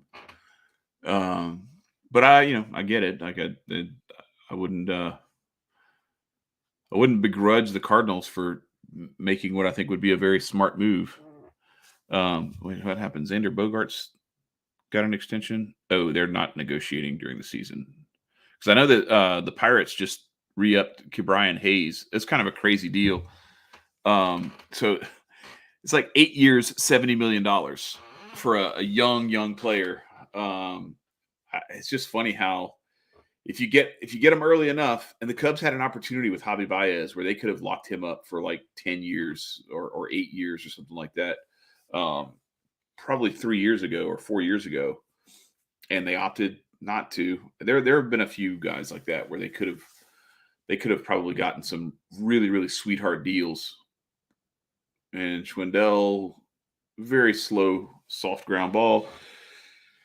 62 pitches for Corbin Burnes, but he's settling in and really starting to get into a rhythm. He's put down several Cubs in a row ever since he kind of struggled through the first couple of innings. 6 or 7 in a row, retired. And Kyle Hendricks has thrown 66 pitches through 4 innings. So they're pretty much keeping pace with each other in terms of pitch count and where they are in the game. So I would expect you'll probably see another inning or two out of each of them. I don't expect either of them to pitch into the 7th. You might get 6 out of Burnes. There's an outside chance you'll get 6 out of Hendricks, but I doubt we'll see either of them take the mound in the 7th. I could be wrong, but I don't expect to see it. While we're at a commercial break, I'm going to throw this thing back up here because I'm kind of proud of myself. I made this last night. This is our new video intro to the show. So hopefully you guys will enjoy it. We're going to take a brief little minute and a half break to let you watch this. Cubs fans, enjoy these classic Cubs moments. It's only a handful of them, but you'll see some of these moments, well, one of them anyway, is from that storied Cubs-Cardinals playoff series.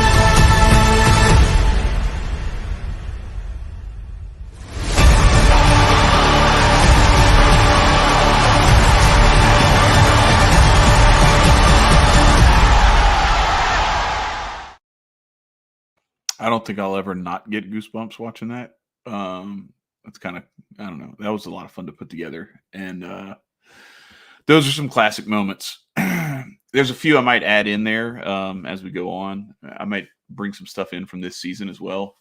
But like that, I need to have the Schwarber home run against the Pirates in the 2015 wild card game.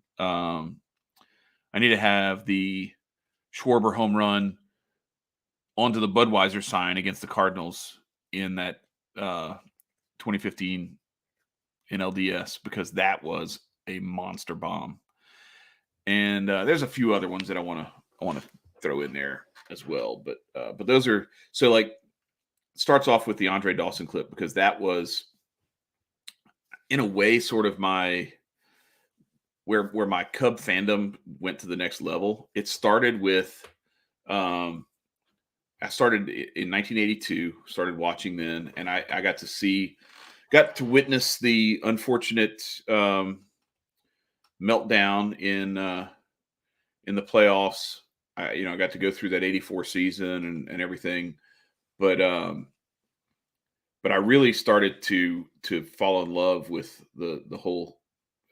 And it started off with just needing to watch somebody play baseball during the summer as a kid. I was 8 years old. I love sports. I've always loved sports my whole life, and baseball was one of them. Cubs just turned a sweet little double play too, by the way.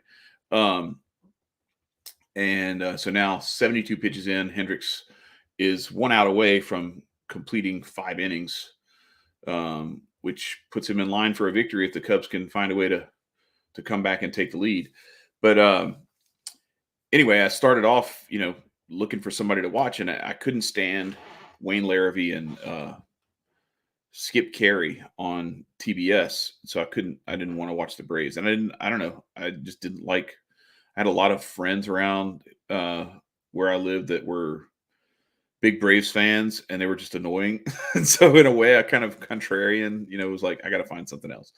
So there was that, and then I had a bunch of Astros fans family as well, because Houston was the closest city to us that had Major League Baseball, so that was who became a lot of people around here in Louisiana, a lot of their favorite teams, and Hendricks just walked Yelich. I don't hate it, but I'm one of those guys. Until Yelich proves to us again that he can put up the kind of numbers that he put up a few years ago, I don't trust him. I think he has reverted back to his old pre-breakout Marlins type of hitter, and I never really believed in like what he was doing. I thought it was crazy that he just sustained it for as long as he did, but it never really landed on me that he was that unreal that you couldn't get the ball past him. I just think he went through a stretch where he was really seeing the ball well, and his timing was immaculate. And I was not surprised that he fell off a little bit. Now that he went into the tank as badly as he did last year was a little bit of a surprise, but not terribly. So I wouldn't have walked in there, but didn't take long for Hendricks to get Andrew McCutchen to pop up, or not pop up. He actually put a decent little charge into that one, but got out of the inning. And so now we go to the bottom of the 5th with, oh shoot, I clicked the wrong thing. That's what I was trying to click. And Hendricks has thrown 76 pitches through 5 innings. So yeah, I could definitely see him coming up and pitching in the 6th, but I think he'll probably have a short leash, because you're still in the heart of that lineup. And I think Ross may want to make sure that, but I don't know, he could, if Hendricks is feeling good, he may be willing to let him go out there one more time. It's a 1-run game, trust him to hold it down, because the other thing you got to keep in mind, this is a 4-game series. You don't want to get into your bullpen earlier than you need to in the first game. You would like to save some of those arms so that you have everything at your disposal for the rest of this series. But I don't know, we'll see. But anyway, so I became a huge Cubs fan via not wanting to be an Astros or a Braves fan. Fell in love with Harry Carey and Steve Stone, and the way that they used to cut up, and Harry Carey was drunk most of the time, and he just said a lot of really funny stuff. Some stuff on purpose, some not so much. And anyway, I just became a huge Cubs fan. And then by 1987, we had moved back to where I grew up. We had moved away for a little bit, and then we moved back, and I basically built a little baseball field in the backyard, and we'd play. I'd play with my brothers. We'd get up in the morning and we'd start playing. I had like a whole schedule for them and everything, and we had like a season that we were playing, and I would pitch to them, and they would hit, and we had a lot of fun. But what we would do is in the middle of the day, we would go back in and we'd watch the Cubs. And that 1987 season, some of the funnest memories. I can't wait till Evan comes back because he probably remembers some of this stuff. But, we'd go inside. Hey, there we go. Seiya Suzuki with his first hit. Let's go. First major league hit. Get that ball, put it in the dugout, frame it. Seiya Suzuki gets a knock to lead off the fifth. And there goes the baseball into the dugout. I love it. I love to see it. Seiya Suzuki's first major league hit. And that baseball is going to be immortalized. Congratulations, Seiya Suzuki. Very, very good. I like it. That's beautiful. What the hell? How this? Wait a second. Did I thought I blocked this guy.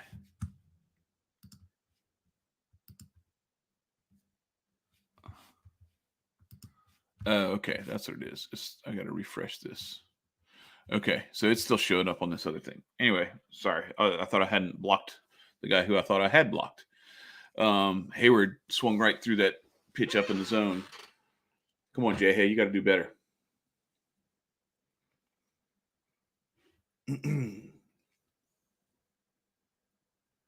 Uh-oh. Oh, didn't squirt far enough away. I thought that one had gotten away from him behind him.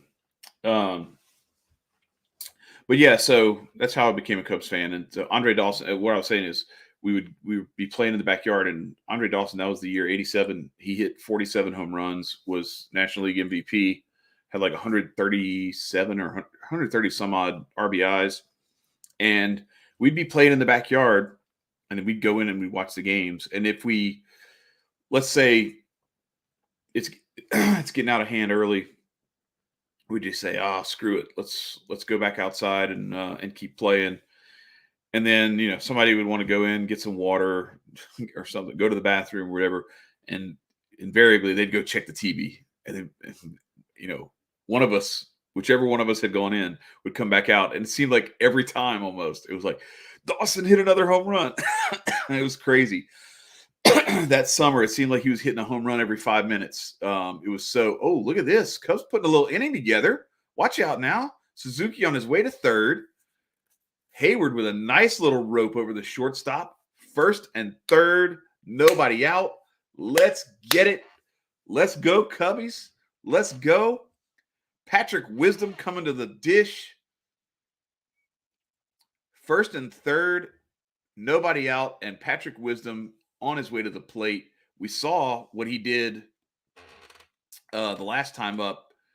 He just missed one that was a little bit away, that like he almost got the barrel on it. Like he was under it just a tiny bit, but got the meat of the bat to the ball. Just missed it, swinging under it a little bit. And then the next pitch, Burnes tried to come inside, got a little bit too much plate. Wisdom just couldn't quite get the full barrel of the bat on it and got it a little bit closer to the handle and ended up popping it up to left. But he put a good swing on that one too. So here comes this at bat now. This is going to be a big one. Ooh, that is a big, big shot to center field. That'll get the run home. Suzuki tags, and here we go. We are tied. I love it. I love it. I love it. And here comes little bro just in time. Boom! How about that? How about that? How about that? Seiya Suzuki scores the first run of the season for the Cubs after he gets his first hit, and then Patrick Wisdom drives him home with the nice sac fly. And like, look, that's 3 cuts that Wisdom has gotten where he's seeing Burnes really well. So we talked about it before. Looks like Ross wasn't out of his mind for leaving Wisdom in the lineup against Burnes. Made pretty solid contact in both plate appearances so far. And they're really touching up Burnes now at this point. 69 pitches, bottom of the fifth, one out, and he's still got to work his way through this with a runner on first in Jason Hayward, your man, Mr. Hayward. Mr. Hayward, yeah. No, don't do that. Not the no. Hey, but you know what's funny is one of my internet friends is actually JJ Boogie, who is the bass player for Arrested Development. Oh wow! So really, yeah.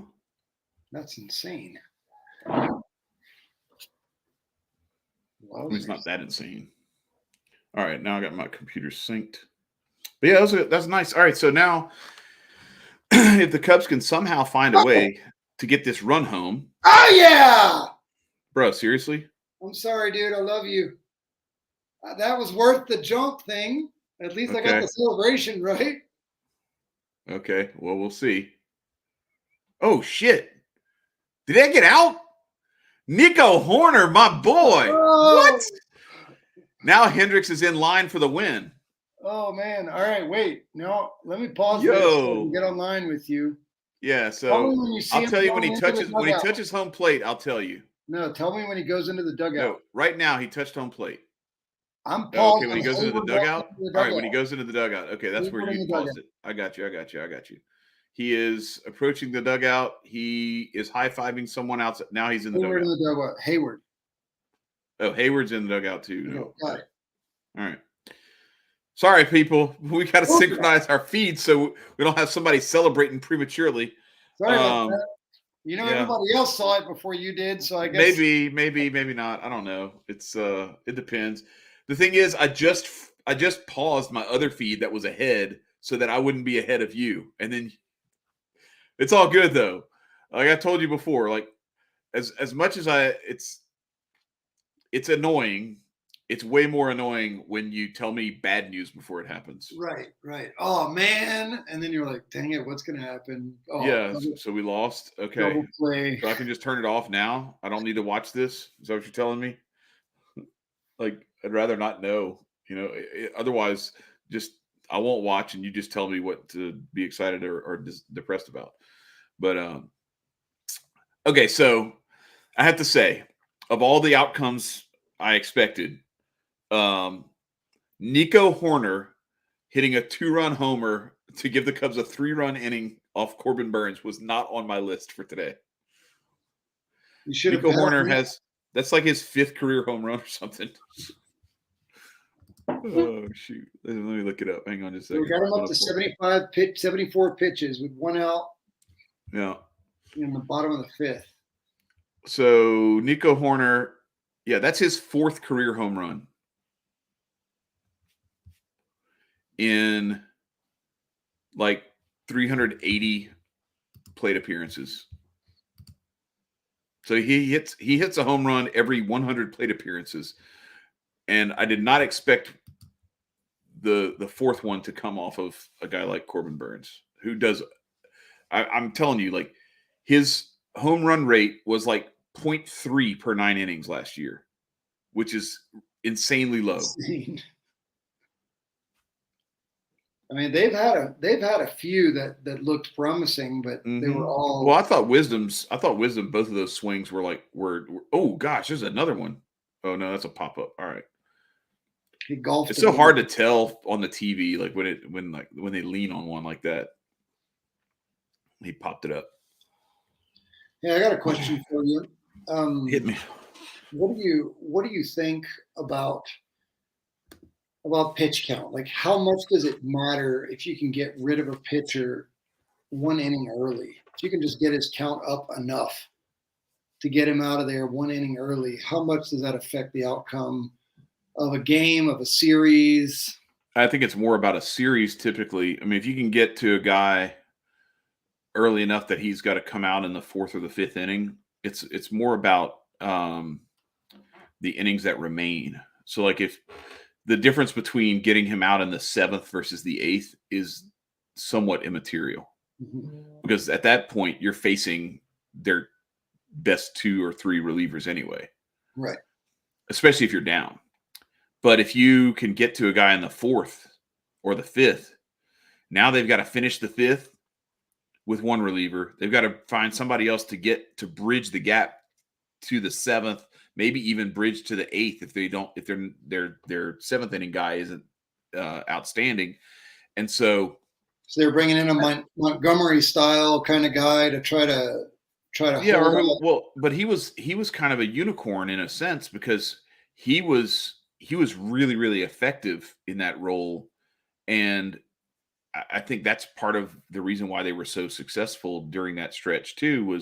They had a number of different reasons for being successful, but their pitching staff did a really good job of run prevention during that stretch, because you had guys like him who were coming in and they weren't getting touched up for a bunch of runs. But yeah, like typically what you're looking at, I would say more like an Alec Mills, where like he could go 3 innings and just shut you down, or he could give up 6 in the first inning and a third.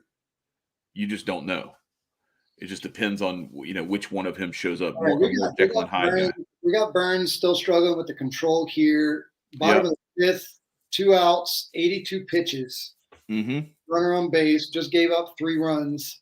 Yeah, what's going through the coach's mind right now?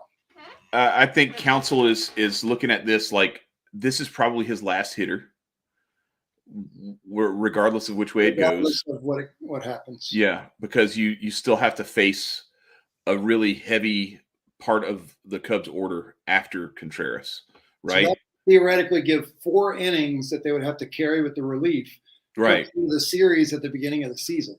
And also another part of it is that, and that's not a good way to make it happen though. Right. This could be trouble though. Woo! Oh. That's a hell of a play. Yep. So first, why that's bad that he swung at the first pitch and popped it up. Number one, you basically bailed him out. He might actually, because it was just a 1 pitch at bat like that, he might actually run him out there and let him try to get through, especially if so a lot of it might be determined by the score. If they come out and tie this game up, he might send Burnes out there. Right.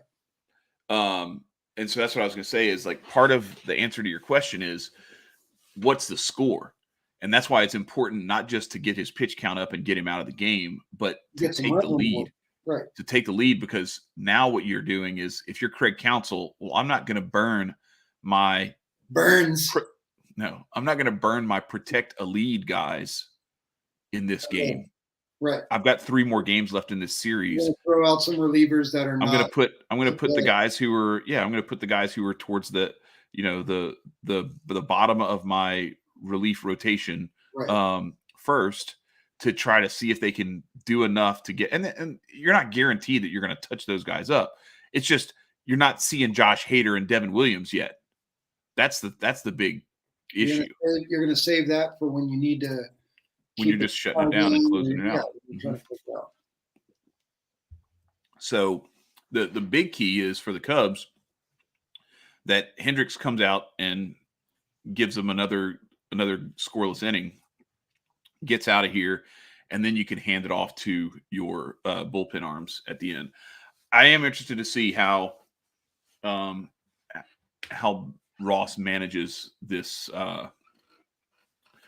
this bullpen, because one thing we haven't seen and that you really can't see in spring training is how those guys are going to be used with leverage, because there's nothing in spring training that can simulate the leverage of a 3-1 game against a division rival on opening day or even late in the season. But where it's your division rival, you're up 3-1, you're trying to protect that lead, you're trying to get that first win under your belt. You're trying against the number 1 pitcher, against the guy who won the Cy Young last year, and then you're also trying to prevent Josh Hader and Devin Williams from even stepping onto the field. Because if they do, if you see those 2 pitchers today, that means you screwed something up, because you're up 3-1. You messed up if you let those guys. Oh, that was a strike all day. Rump. Yeah. I started to say ref. I've still got basketball and football season on the brain, but I corrected it to rump, which is that good? A nice little change Hey, there. who won the game that you guys went to the other day? Kansas came back and won. It was crazy. I was sitting right next to one of the guys, DeJuan Harris. He was their starting point guard, sitting right next to his uncle.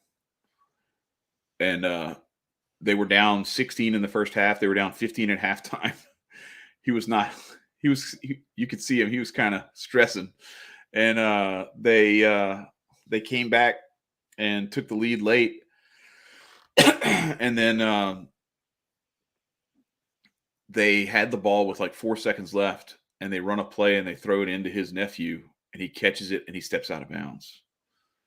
And so they turned the ball back over to North Carolina, and luckily North Carolina misses the shot, and the game's over, and Kansas wins. But man, it was not going to be fun if his nephew had stepped out of bounds and they hit a three, tied it up, and then came back and won in overtime. And because we actually had one of those, one of the kids I coached that played with Jonathan back a few years ago.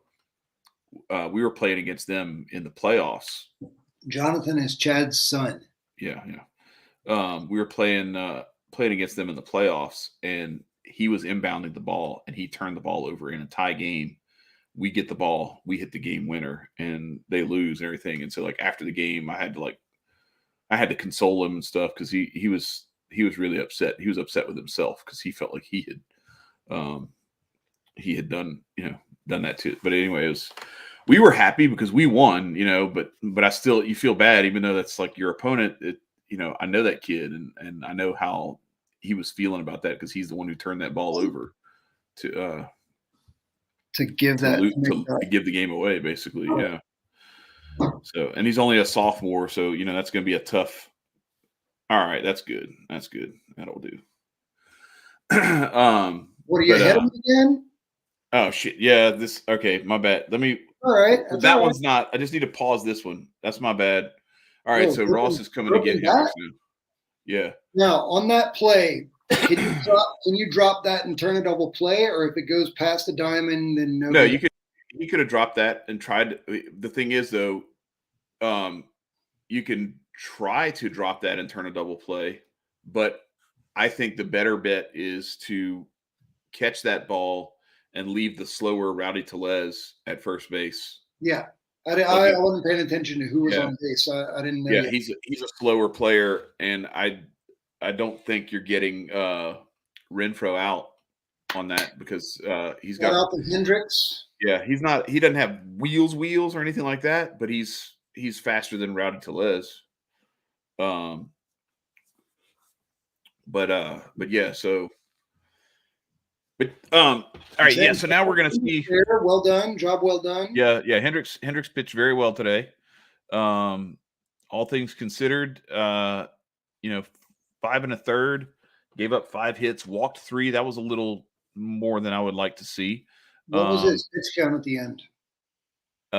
83. Which, and again, like in a normal season, he probably pitches another inning or two. He probably finishes this inning, as long as he doesn't get touched up. They still have to ramp up. They're still ramping up. He only had like 3 starts in the spring, and how now long it's not that they weren't working. Is going to last. I mean, in another start or two, he's going to be back to normal. It's just that because it's not like they weren't doing anything during the lockout. They just weren't doing anything with the team. Right. So it's not the same. You're doing workouts. And the other thing is too, while they're in the lockout, they don't know when it's going to end. And so they're going through this process of like, well, I can't. And I remember, I don't remember who it was, but there was a player who was actually talking about that he had to be really careful, because I think it was Wade Miley, maybe, being really careful, because what you don't want to do is ramp up, get your body ready, and then you find out, oh, well, we're not playing for another month. Right. Then you have to, he said, because you can't do that. Like, it's got to be, you got to go into, I'm going every day, and you really, like, it's a point of no return sort of situation. So from that standpoint, while it's not like they weren't doing anything. They were not in like a normal ramp up because you're still in limbo and you don't know what your target start date is. And so as soon as they found out their target start date, they're like, okay, well, good, because I'm already kind of going 20 miles an hour, but it's going to take me a minute before I can get to 80. Right. But still, I'm not starting from scratch, and I didn't start to decelerate a week ago. Exactly. So here's the guy I'm most interested to see in this bullpen, Daniel Norris, former Tiger, I think he's a first round draft pick. Let's see, where is it? Second round pick, number 74 overall. You don't show the speed on the pitch anymore? Yeah, they showed it. I just wasn't looking when they showed it. Hang on a second.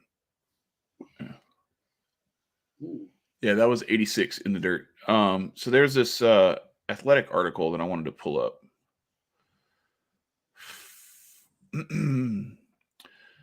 Where basically they talked about this new pitch that he's worked on since he came over to the Cubs. Where are my bookmark saved stories? There we go. You think that one that you just threw was that new pitch? No. Here we go. Booyah! Let's go. Booyah! Let's go. 3 pitches. Yes, sir. Norris. But Daniel Norris had like a lot of promise. There were a lot of people. He was actually a guy the Cubs targeted for a trade back a few years ago, and he wasn't really. It was going to cost too much, I think, was basically the long and short of it. Let me pull this thing up. There's a really good article. Yeah, so it's called The Sweeper. I'm going to go ahead and read this since we have a little bit of downtime here. So let's see. Ethan Roberts. No, I want Daniel Norris. Where's that? Okay, here we go. All right, Norris has heard some buzz. Oh wait, here goes. Shoot. So yeah, Ethan Roberts was that young pitcher for the Cubs. He says, but he wasn't the only one that Daniel Moskos, who's the assistant pitching coach for the Cubs now, who Moskos has helped teach a pitch called the sweeper. It's a slider that became popular within the Yankees organization, where Moskos spent last year coaching after a year at Driveline. The pitch is also utilized by other forward-thinking organizations like the Dodgers. When I was deciding where to sign, I talked to guys over there, and they mentioned that they had a slider that would be good for my arm slot, lefty Daniel Norris said. Once I got here, I got to work, and I've been throwing it in games, and it feels good. He'd heard some buzz about the pitch during the offseason and was intrigued. His interest was piqued when he worked with Yankees reliever Clay Holmes, who throws the slider in Florida during the lockout. So when the Cubs presented this idea to Norris, he jumped at the opportunity. He said he's been able to keep the depth of his slider while adding more horizontal movement to the pitch. So what that means is that when he's throwing his slider, because he's left-handed, so when he throws his slider, so it's still got that bend to it, but now it's got more lateral movement to it as well. So anyway, it's just one of those things where it's not something that he's throwing a ton. Is it still just a slider? They call it the sweeper. So it's just a sweeping slider. That's all it is. It sweeps more so than has that dip.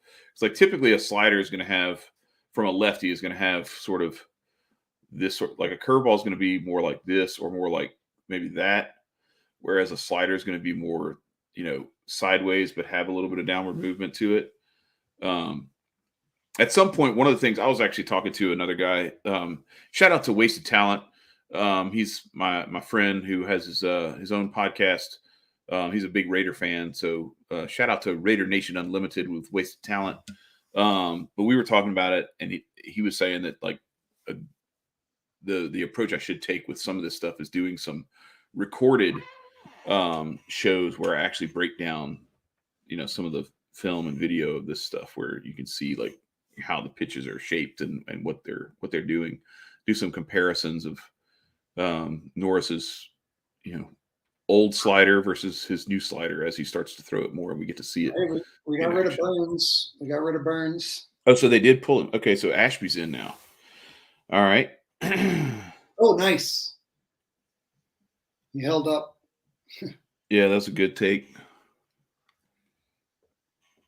That's one of the funny things about baseball. Like whenever people who, and again, I consider myself a novice in the baseball world, even though I've watched a ton of games and everything like that. I'm not an expert, but a lot of people who know absolutely nothing about baseball will watch and they'll be like, "How can you enjoy this? Nothing's happening." Well, yeah. Dude, every pitch. I hear the people say that baseball's boring, and I just laugh because I'm like, that's because you don't understand what's going on. Right. Like, you don't have a deep enough understanding of Hey. the game. Let's go. A little knocky knock off of Aaron Ashby. Nice job, Ian Happ. Ian Happ's on for the second time today. Wow, 106.7 exit velo. I was trying to explain it to somebody. I said it's the only major sport worldwide where the defense always has the ball. Mm-hmm. Yep. It's a different. It's just a different, totally different way approach to look at sports. So you have to understand that the defensive side of the game is where all the strategy. Yeah, it's where all the strategy. Yeah, it initiates everything. Right. You throwing a strike is an attack. Mm-hmm. Mm-hmm. And the batter is trying to defend himself. Yep. So it's just a whole new take on sports. Yeah, the only places where I could say that you have a similar way of dictating tempo or style or anything like that in other sports besides baseball is, full court press, pressing defense in basketball, blitzes in defense in football, where you're bringing people up to the line of scrimmage and you're basically like flooding the line of scrimmage with people, but still that's more like show and bunt.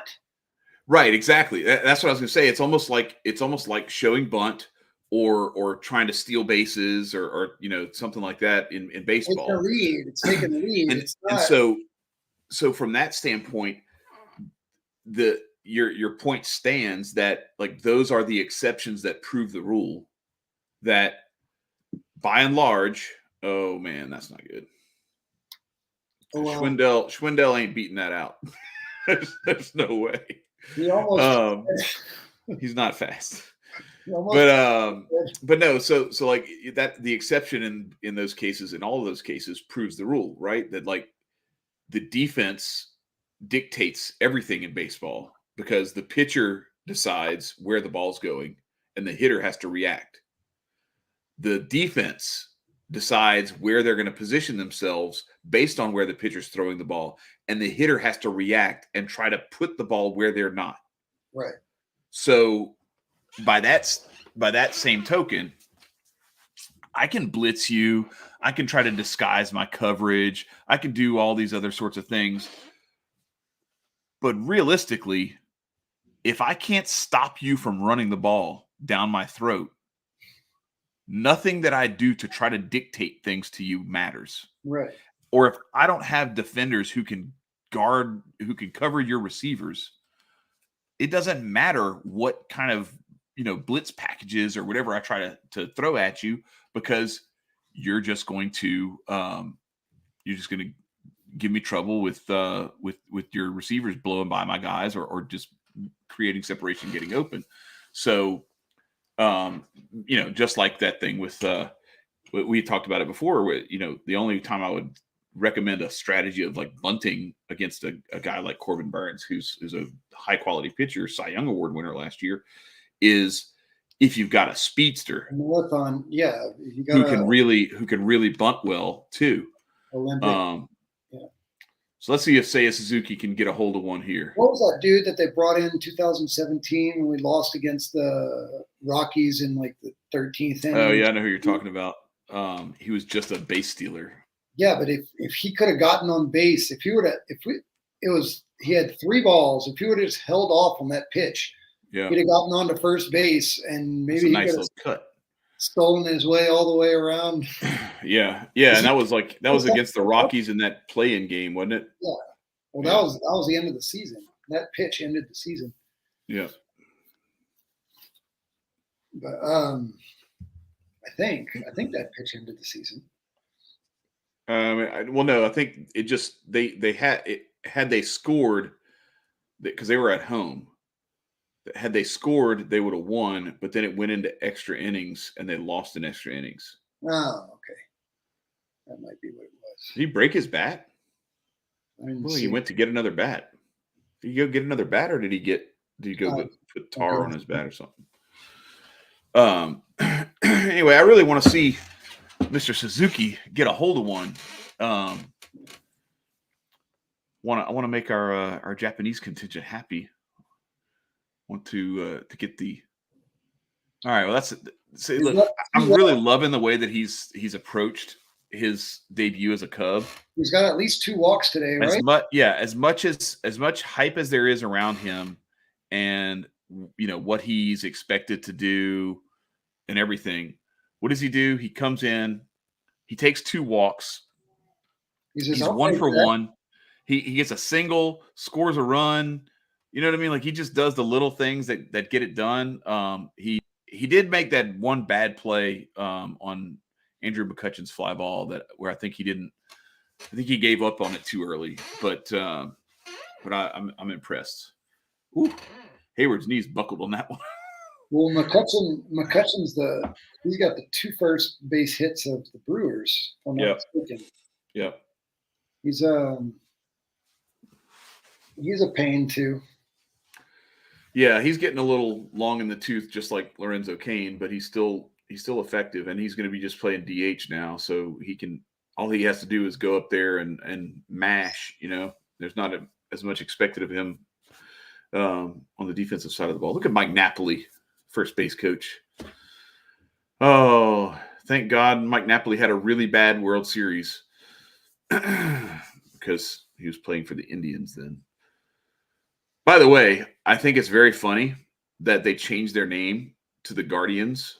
They aren't the Indians anymore. They're the Guardians. Oh, what? Drop that.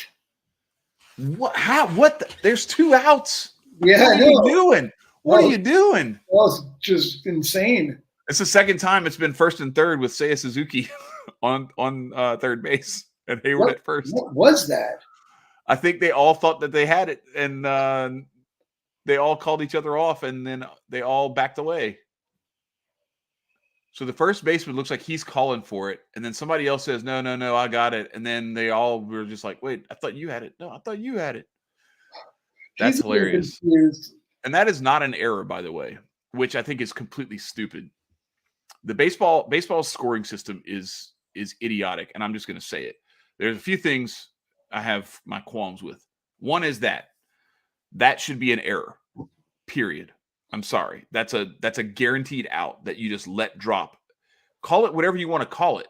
It can be a team error, whatever. I don't know.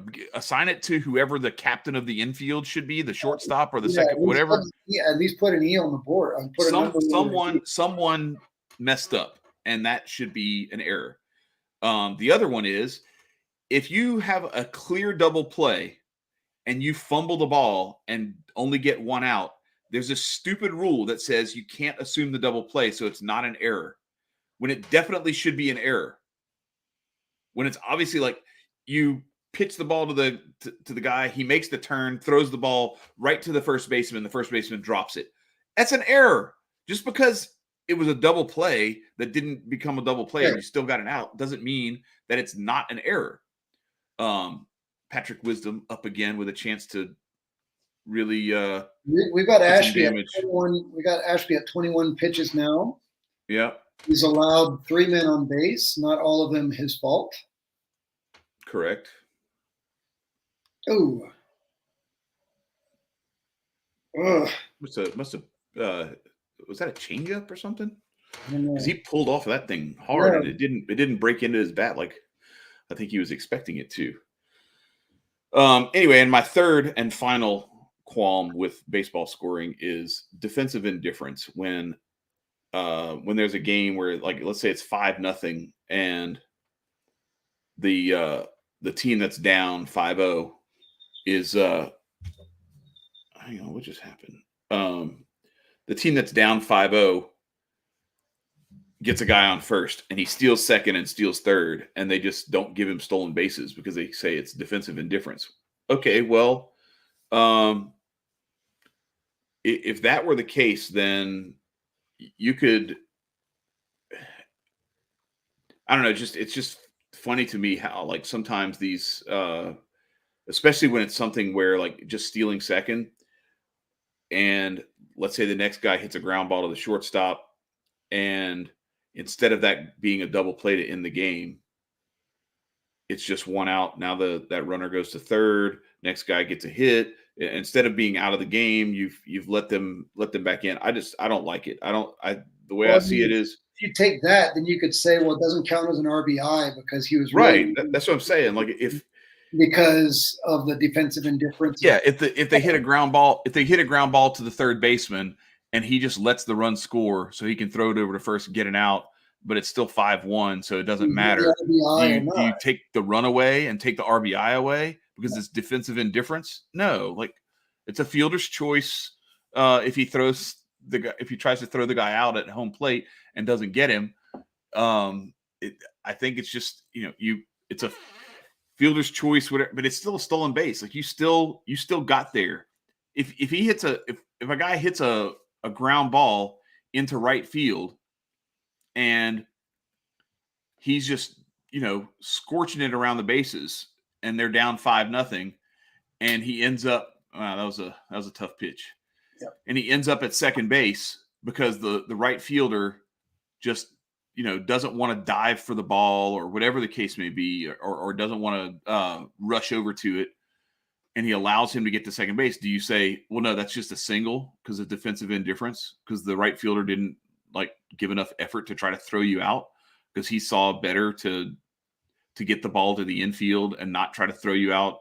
And there's just so many different ways that thing can be interpreted. If there were a way to call it a fielder's choice or something like that, because it's like when, there are a lot of times where the catcher will hold the ball and it has nothing to do with defensive indifference. It's literally a fielder's choice.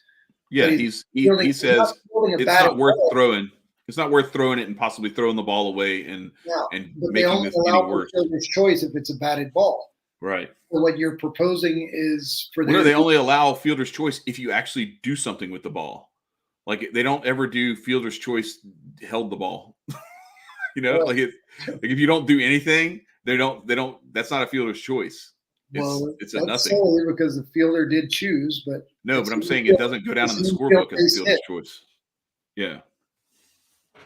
If you hit a ground ball to the pitcher and it rockets off of his shin and he runs over and picks it up, and he could have gotten the guy, but he doesn't have a good grip on the ball, so he decides not to throw it.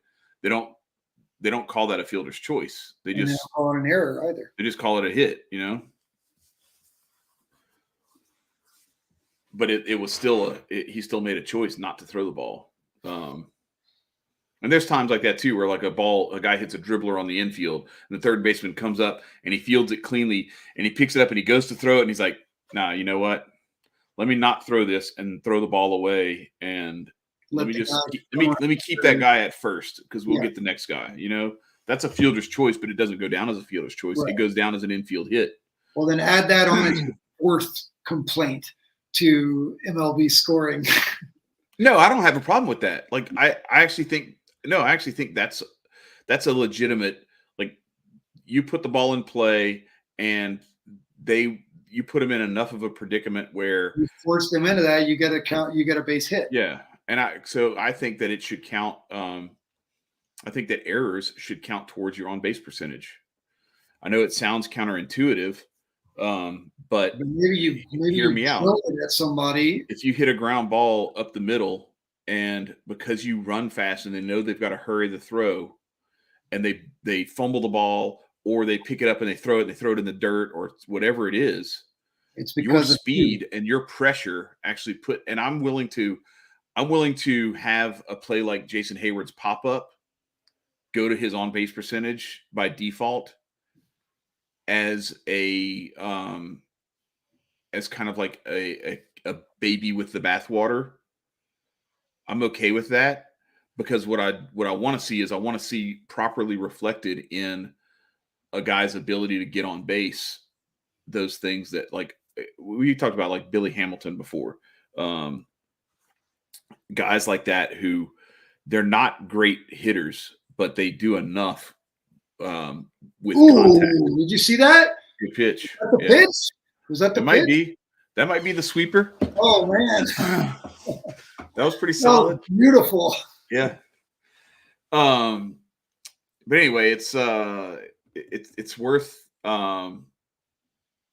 I think at least considering, right, that you chalk up a guy who, if he keeps the ball on the ground on the infield, but he's really fast, that if he induces 11 errors on the infield over the course of a season, it seems kind of silly to me that doesn't count toward his on-base percentage, when it's largely due to his ability to make contact, keep the ball on the ground where he's at his best, and actually use his speed to you can add it to his on-base percentage without affecting the ERA. I mean, you don't have to hurt. Right. Well, no, it's just an error, but it would count. Oh man. You would have oh damn, that went all the way to the wall. You scorched that ball. I told you Lorenzo Cain's a pain in the ass, man. He's just a professional hitter. Like there's some of these guys who they're, the ball finds the barrel, they're going to do damage. And then the rest of the time, you're going to be able to find ways to get them out. Guys like Lorenzo Cain, Andrew McCutchen, they're much tougher outs. What, is Duffy still out there? Who? Wasn't it Duffy?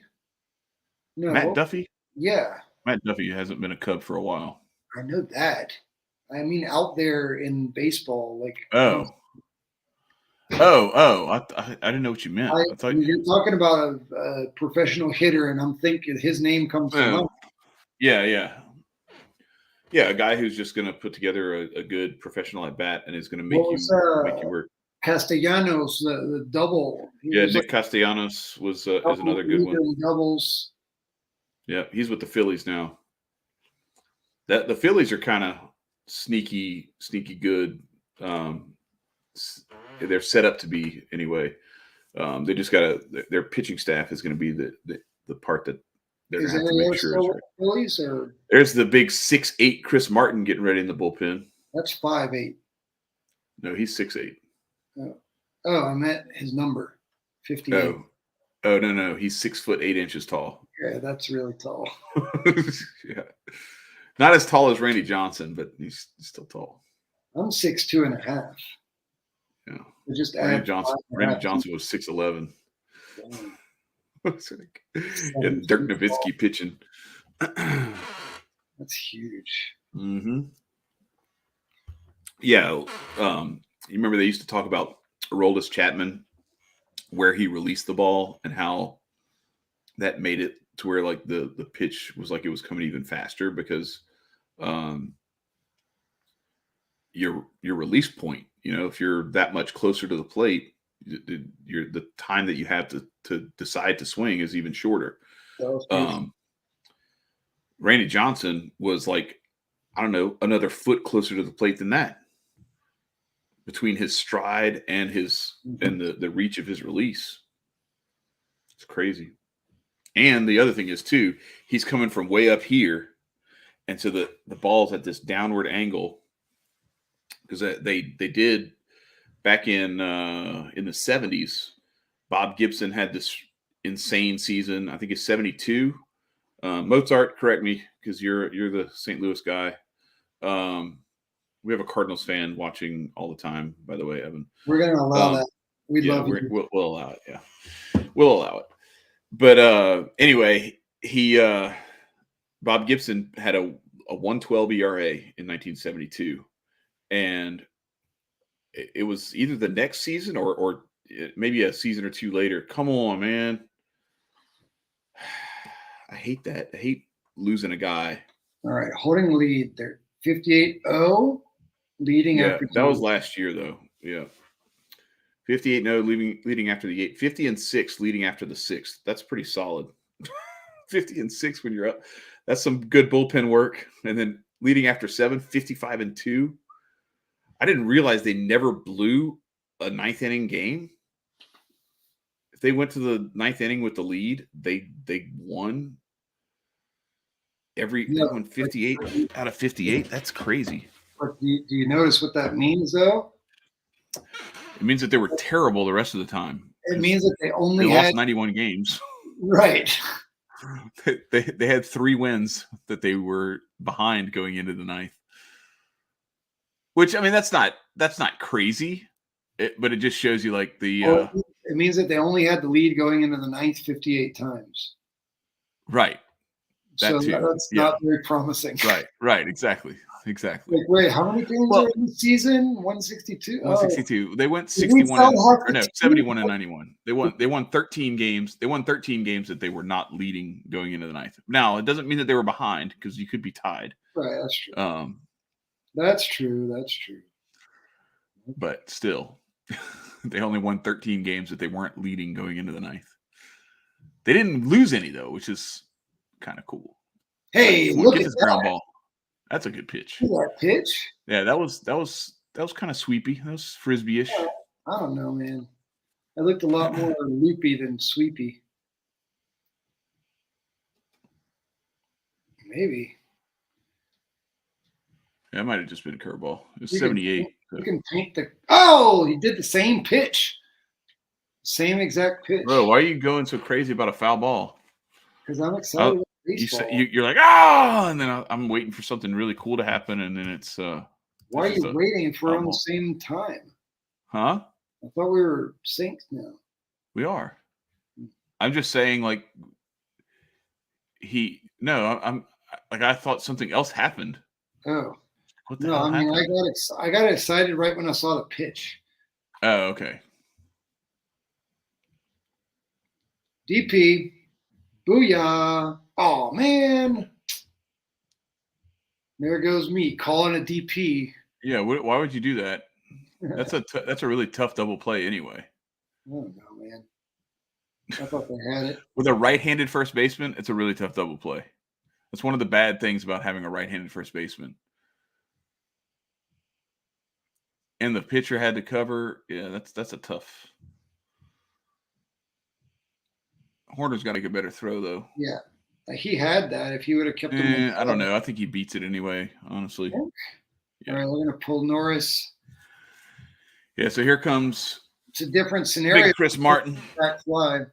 Yeah. I got to go to the bathroom real quick. All right, go ahead. So Willie Adames is coming to the plate to bat.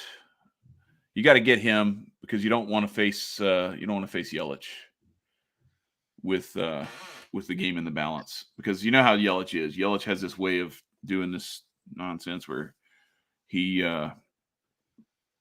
comes up to the plate in the worst, most inopportune times, and that's when he finally does his damage. Like, he does nothing the whole game, and then like he always seems to find a way of like coming to the plate in the 7th or later with like 2 guys on, and the game is in the balance, and that's when he decides that he leans on one.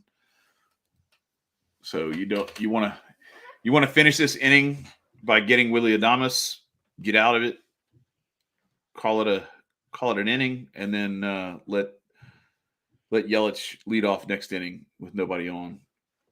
That's what you want to see. That's what I want to see anyway. I don't think we have any Brewers fans in here, so there's at least that. We have that going for us.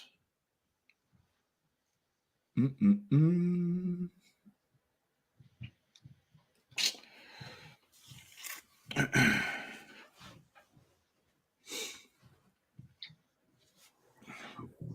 is this shit still showing up here? I don't understand. Howdy. Howdy. Oh, yeah, I don't want to miss the chance before the game ends and everything to be able to talk about our trip. Oh, yeah. If you want to Yeah, well, and before you have to go, because don't you have to go in like 30 minutes or so, something like that? I have an event at 5, and right now it's. Are you serious, Mozart? Did he really get hurt already? That would be crazy. Brian Hayes. He's the one who just signed that contract.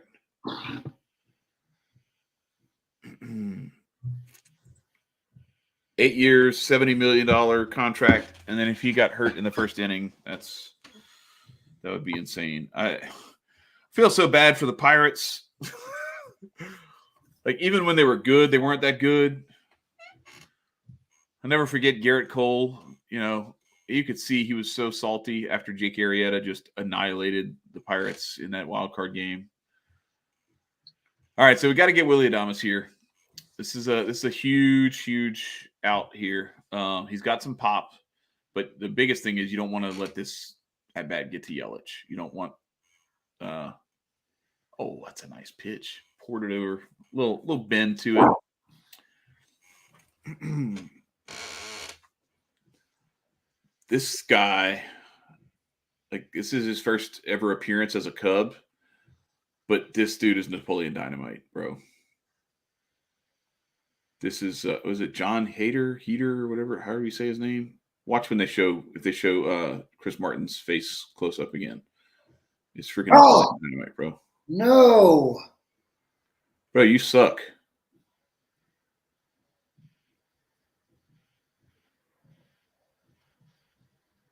All right. Well, so now I know what you're doing here. You're just putting Yelich on first base. You do not pitch to Christian Yelich here.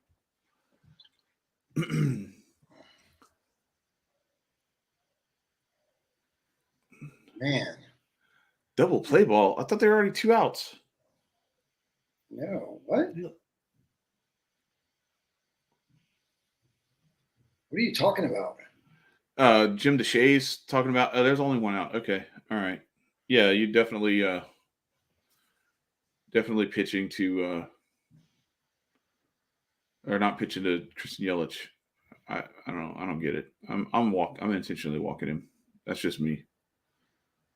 This is the nightmare scenario every Cubs game against the Brewers is you keep Yelich to no production all game long, and then in the 7th inning you've got a tight lead and you have to pitch to him with the chance to give them the lead, and that's when he finally does something.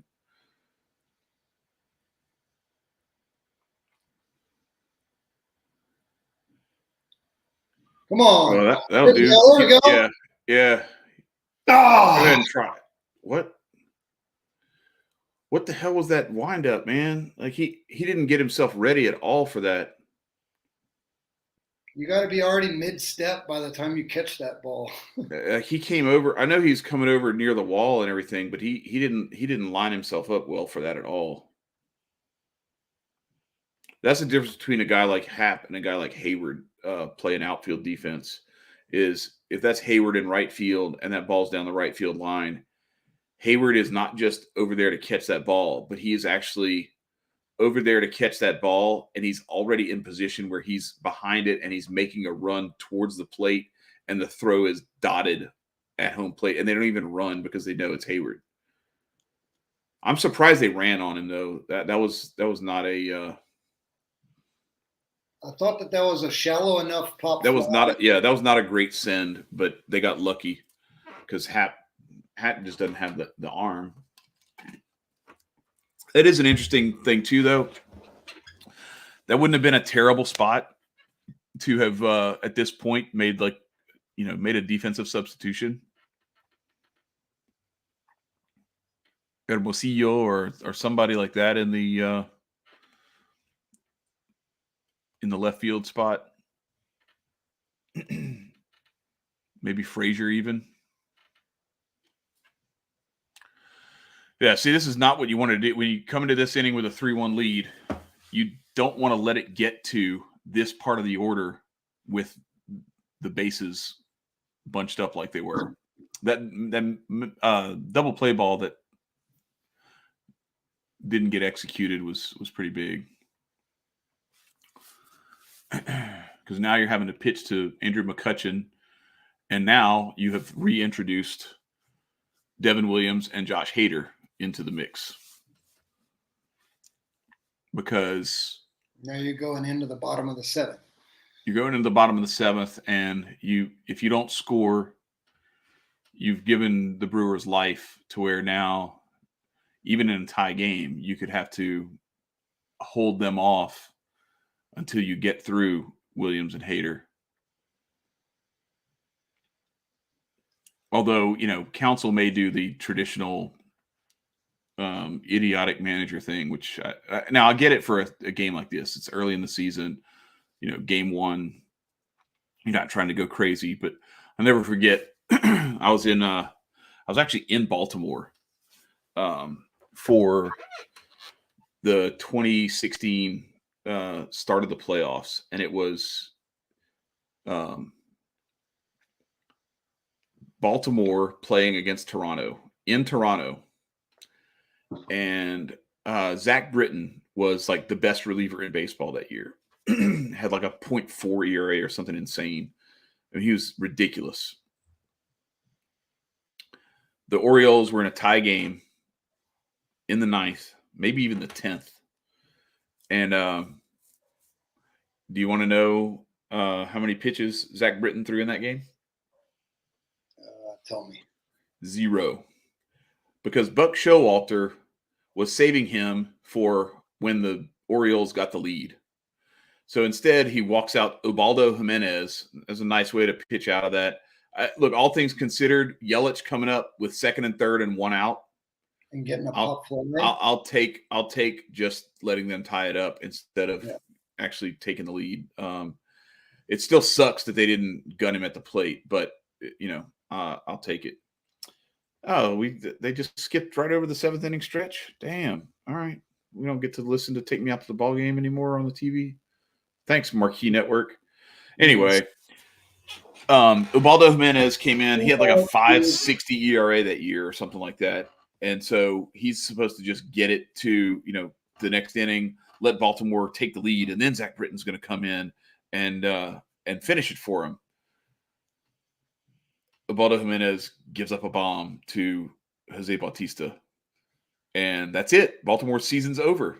Toronto moves on in the playoffs. And after the game, they asked Buck Showalter, they're like, why didn't you bring in Zach Britton right there? And he's like, well, I was saving him for when we got the lead. Somebody said, I have horrible neck pain, but I only use my neck pillow that prevents neck pain when I have horrible neck pain. Like I wait until I have horrible neck pain and then I use my comfy pillow. Right. Like, you could actually have stayed in the game and possibly won, but you never got to Zach Britton. So the point there being Wade Davis whenever we lost. I mean, he was tired though. He had played, I think, the 2 games previously or something like that. Or, but it was the same. We had the same issue with Lackey that time when Lackey ended up giving up the run, the homer against Turner. Yeah. Back in the day. I mean. Yeah, but that's an instance where, and I'll say this, I can see Madden doing what he did there in a different light than I see. What Showalter did was it.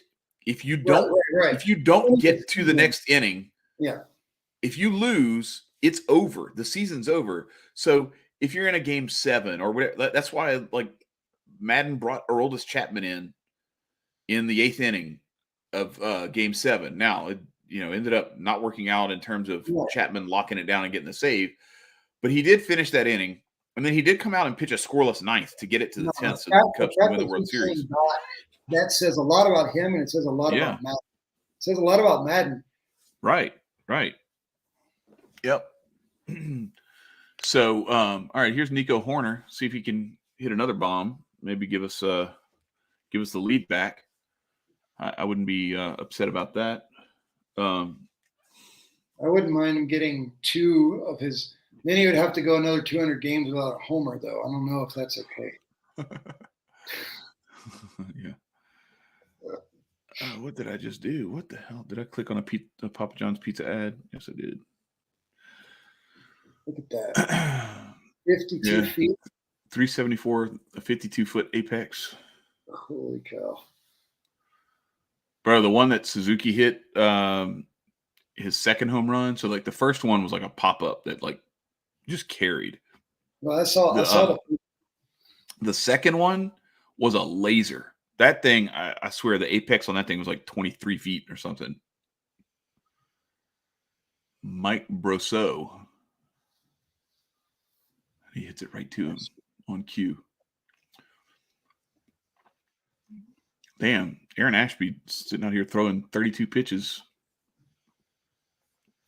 And that's the thing. So, like, right now, this early in the season, in this weird start to the season, you're probably going to see some guys, especially in a situation like this where Burnes had to come out as early as he did, get through. Oh, damn. That's a good piece of hitting. Wong was playing in the right spot. But what was I saying? Oh, at this point, with this weird start to the season and everything, what you're going to see a lot of actually is some of these guys like Keegan Thompson, that have that, and maybe even Alec Mills to a certain degree, that they may not be real starter caliber. Although I wouldn't put Alec Mills necessarily in that category. He's earned his stripes as a starter. Okay, here comes Clint Frazier now. So who do you take? That's for Ortega. That pitch made it back into the strike zone. I think it came around the top. I think it was still high. Yeah, see how bad his numbers were last year? 186 with a 317 slug. But you go back and look at his numbers before, and he's been much better in his career. So let's see if he can get something going here for the Cubs. Get things off to a better start. Boom! That'll work. I was about to call. That was a rope. I was about to say, give me a double right here. And I was like, no, that'll work. Chelsea get mad. No, I wasn't going to get mad. Maybe a little just bit. In my heart, I called that. Okay. I trust you. So, yeah, compare that to 2019 when Frazier hit 267 with a 489 slug, and 2020 where he hit 267 with a 511 slug and a 394 on base percentage. So he had an OPS of over 900 in 2020.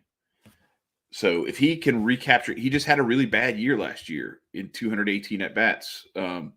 If he can recapture that type of production that he had in 2019, 2020, and that's a good start, like first AB double. Oh, and here's Nick Madrigal. Whew. Let's go. Let's get.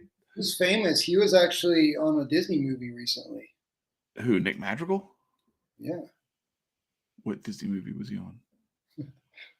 The Encanto, which was the Enchanted. Uh-huh. The Madrigal family was the whole. Oh, okay. I got you. Yeah, that was a stupid joke. Yeah, that is terrible. Don't ever do that again. Mom taught me that one. Yeah, that was a bad rendition of Enchanted too. Like, where was the squirrel? Like, none of this stuff was there from the original Enchanted. I like the live action version better. Dang, for all the talk about Madrigal's contact, and he's an excellent contact hitter, but he swung and missed, struck out earlier on a little pitch in the dirt, and he was trying to put a charge into that one just now. So I think he muscled up a little bit, but now let's see his 2-strike chops here. There we go. That's what I expect to see out of him, is bat to ball every time through. God, what is wrong with this thing? It keeps glitching. Going to the Papa John's ads. No, it just keeps like freezing. For some reason, I don't understand why, but it freezes for some little stretch of time.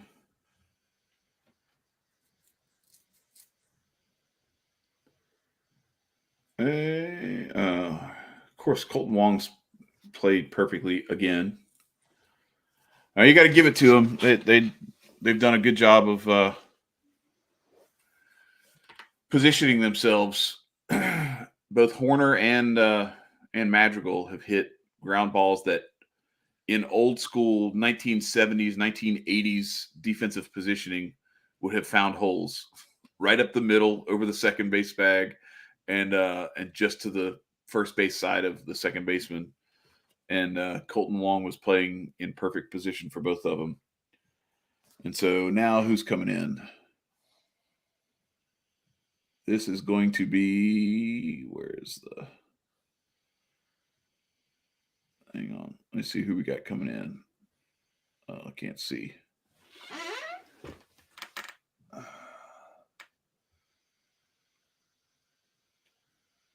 Oh, Cousins' son is coming in. Cousins, okay. Cousins' son, what the hell is that supposed to mean? Cousins. Is this another dumb joke? Yeah. Okay. Jake Cousins. Well, why did you say Cousins' son? I don't understand that. The coach is Cousins. No, it's not. It's Craig Counsell. Oh, yeah. I was like, there's another Cousins out there, isn't there? DeMarcus Cousins for the I don't know, where's DeMarcus Cousins playing now? Just delete this segment, please. Yeah, we can't do that. You guys, he told y'all before we started that he's kind of clueless about certain things, and he says some dumb things from now and then. This is one of those moments. But that's what makes it possible for us to all be enriched.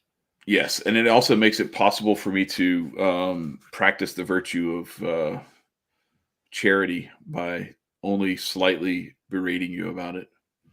So far, so good. I'm pretty happy about this. Hey, look, check it out. You see what I made with my 3D printer? Oh, you have a 3D printer? Yeah, it's right over here. Look, I'll turn this. Hopefully, it won't mess everything up. There's the 3D printer right there. Wow.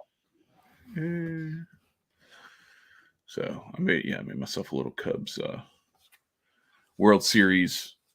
I don't know what you would call that thing. Piece of plastic. It's just a little, I don't know, little prop. I haven't figured out where I could put it though. Like put it on my shoulder or something on the bill of my cap. I printed it with the idea of it being something that I would have somewhere on the show, but then I was like, no, I like this background way better. Or you could put it on the microphone. I thought about that too, about having having it like this or something like that. No, I'd have to like glue right it behind the microphone. No, the other. There you go, right in front of it. That's in front. Okay. Yeah, that's good. That's perfect. That's good stuff, yeah. man. It's going to be a challenge to try to get it set up right. But all right, let's go, Willie. Earn that contract extension that you want. Give us a bomb right here. Actually, I would just take like I was going for a single a seeing eye signal through the right side. Yeah, exactly. 2-0 count. I'll take it. Yep.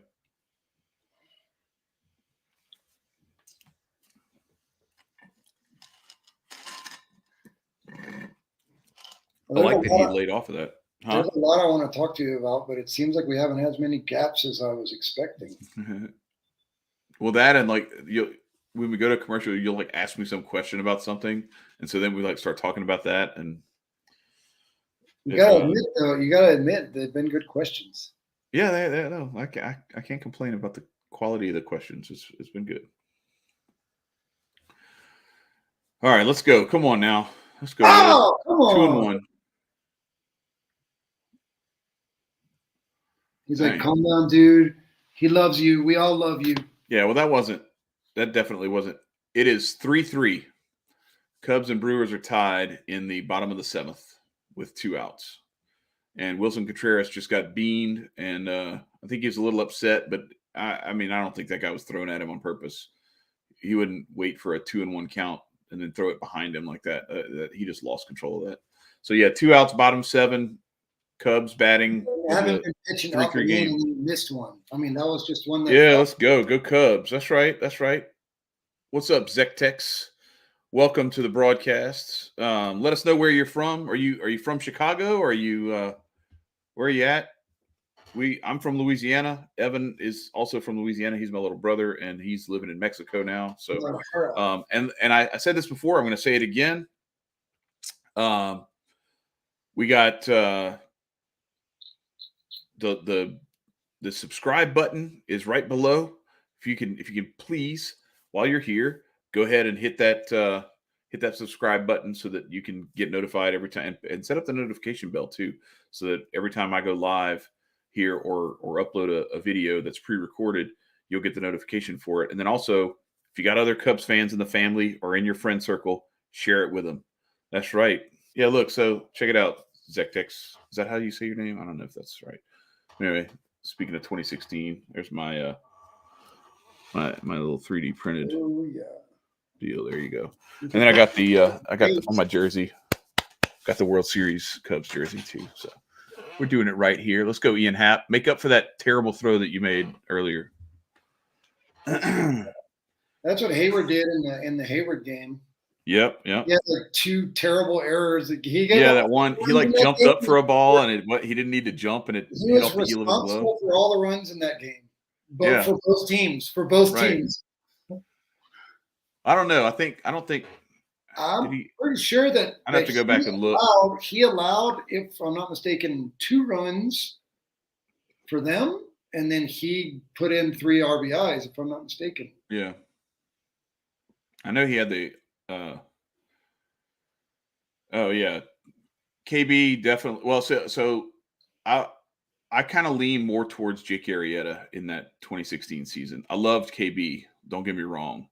But Arrieta was just he was nails. And if you go back and look, the way he pitched in that Dodgers series in his second start, and then the way he pitched in both starts in Cleveland. I mean, Lester pitched well in Game 1 against Cleveland, but we go into that second game down 1-0, and if Jake Arrieta doesn't lock the door and make it to where we go to Wrigley tied 1-1, we don't make it back to Cleveland to win that World Series on that comeback. So Arrieta, DH, after talking about the DH and everything now, that was key to us winning the World Series. Yeah, that was the only way Schwarber got to play. Right. But yeah, so Arrieta just shuts the door on him in Game 2, and then he comes back in Game 6 and is just nails again, and gets it to Game 7, and so that was it for me. Get ball, get! Let's go! Yeah, Ian Happ. This is the Ian Willie Happ scores. game. Let's go. I called it. Ian Happ game. That's Ian right. Happ game. Let's go. Yes, sir. Bro, he has stroked some balls today. He had pause. My bad. That ball he hit to left field was like 107 off the bat. That one was 103 off the bat. I know. I'm sorry. My bad, y'all. But yeah, he and then also Zektex, like, it's hard not to have a soft spot in your heart for Kyle Schwarber,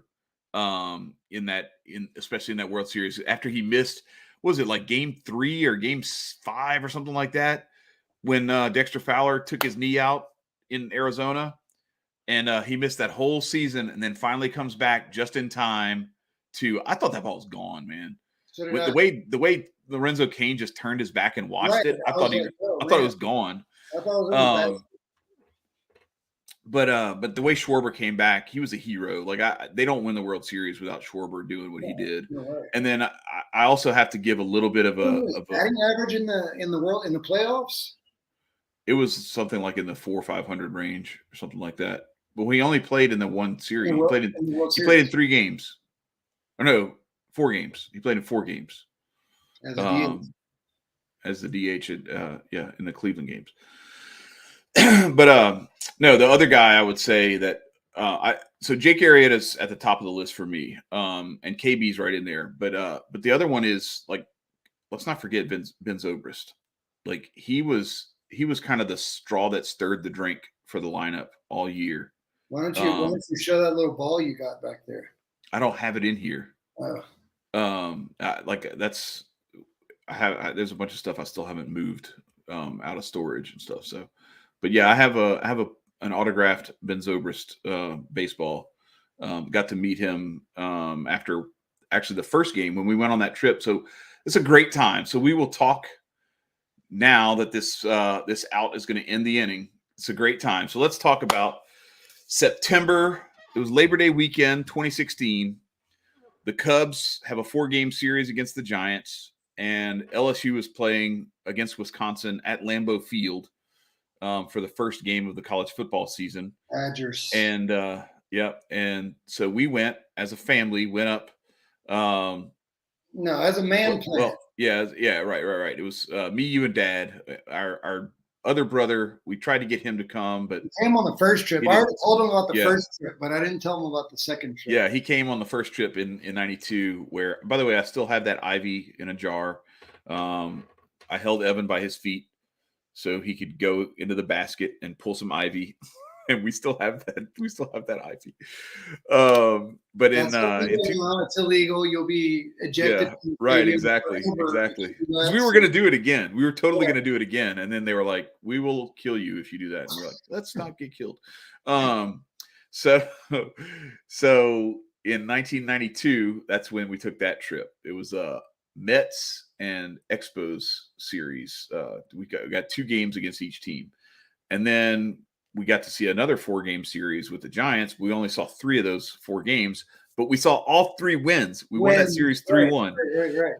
So the first night we get there, and Evan was late coming. I think you didn't get there until like after midnight, I think. But we got there. I didn't see the first game. You and Dad did. Yeah, Dad and I got there just in time. Like we landed, got our bags, Ubered to the Airbnb. When we got to the Airbnb, we looked at our watch. We was like, we can make it, because we were like right down the street from Wrigley where we were staying. Yeah, so we were like, we can make it. 10 minutes walking. Yeah, so it was like 2 just minutes enough time driving. to smoke a cigar, right? Exactly. Shut up. We'll talk about that in a second. So we get to the Airbnb. We're like, look, if you just hang out here, we'll pay you $5 off the books. We'll pay you $5 to drive us and drop us off at Wrigley. He's like, yeah, that's cool. Or no, we said, how much do we need to pay you to just drive us and drop us off at Wrigley? He's like, $5 is fine. So we run our suitcases into the Airbnb. We drop them off. We run back down. We're ready to go. We walk up to the ticket window, buy tickets for the game. We walk in, and as we're walking in, I have pictures of all this stuff. We walk in as Joe Madden is handing the lineup card to the umpire. And we're right behind home plate, in the grandstand. So I was like, man, this is it. This is the best. It's it. And okay, so all right, so top 8. Rowan Wick is pitching now. So does that mean that David Robertson is the closer? Maybe.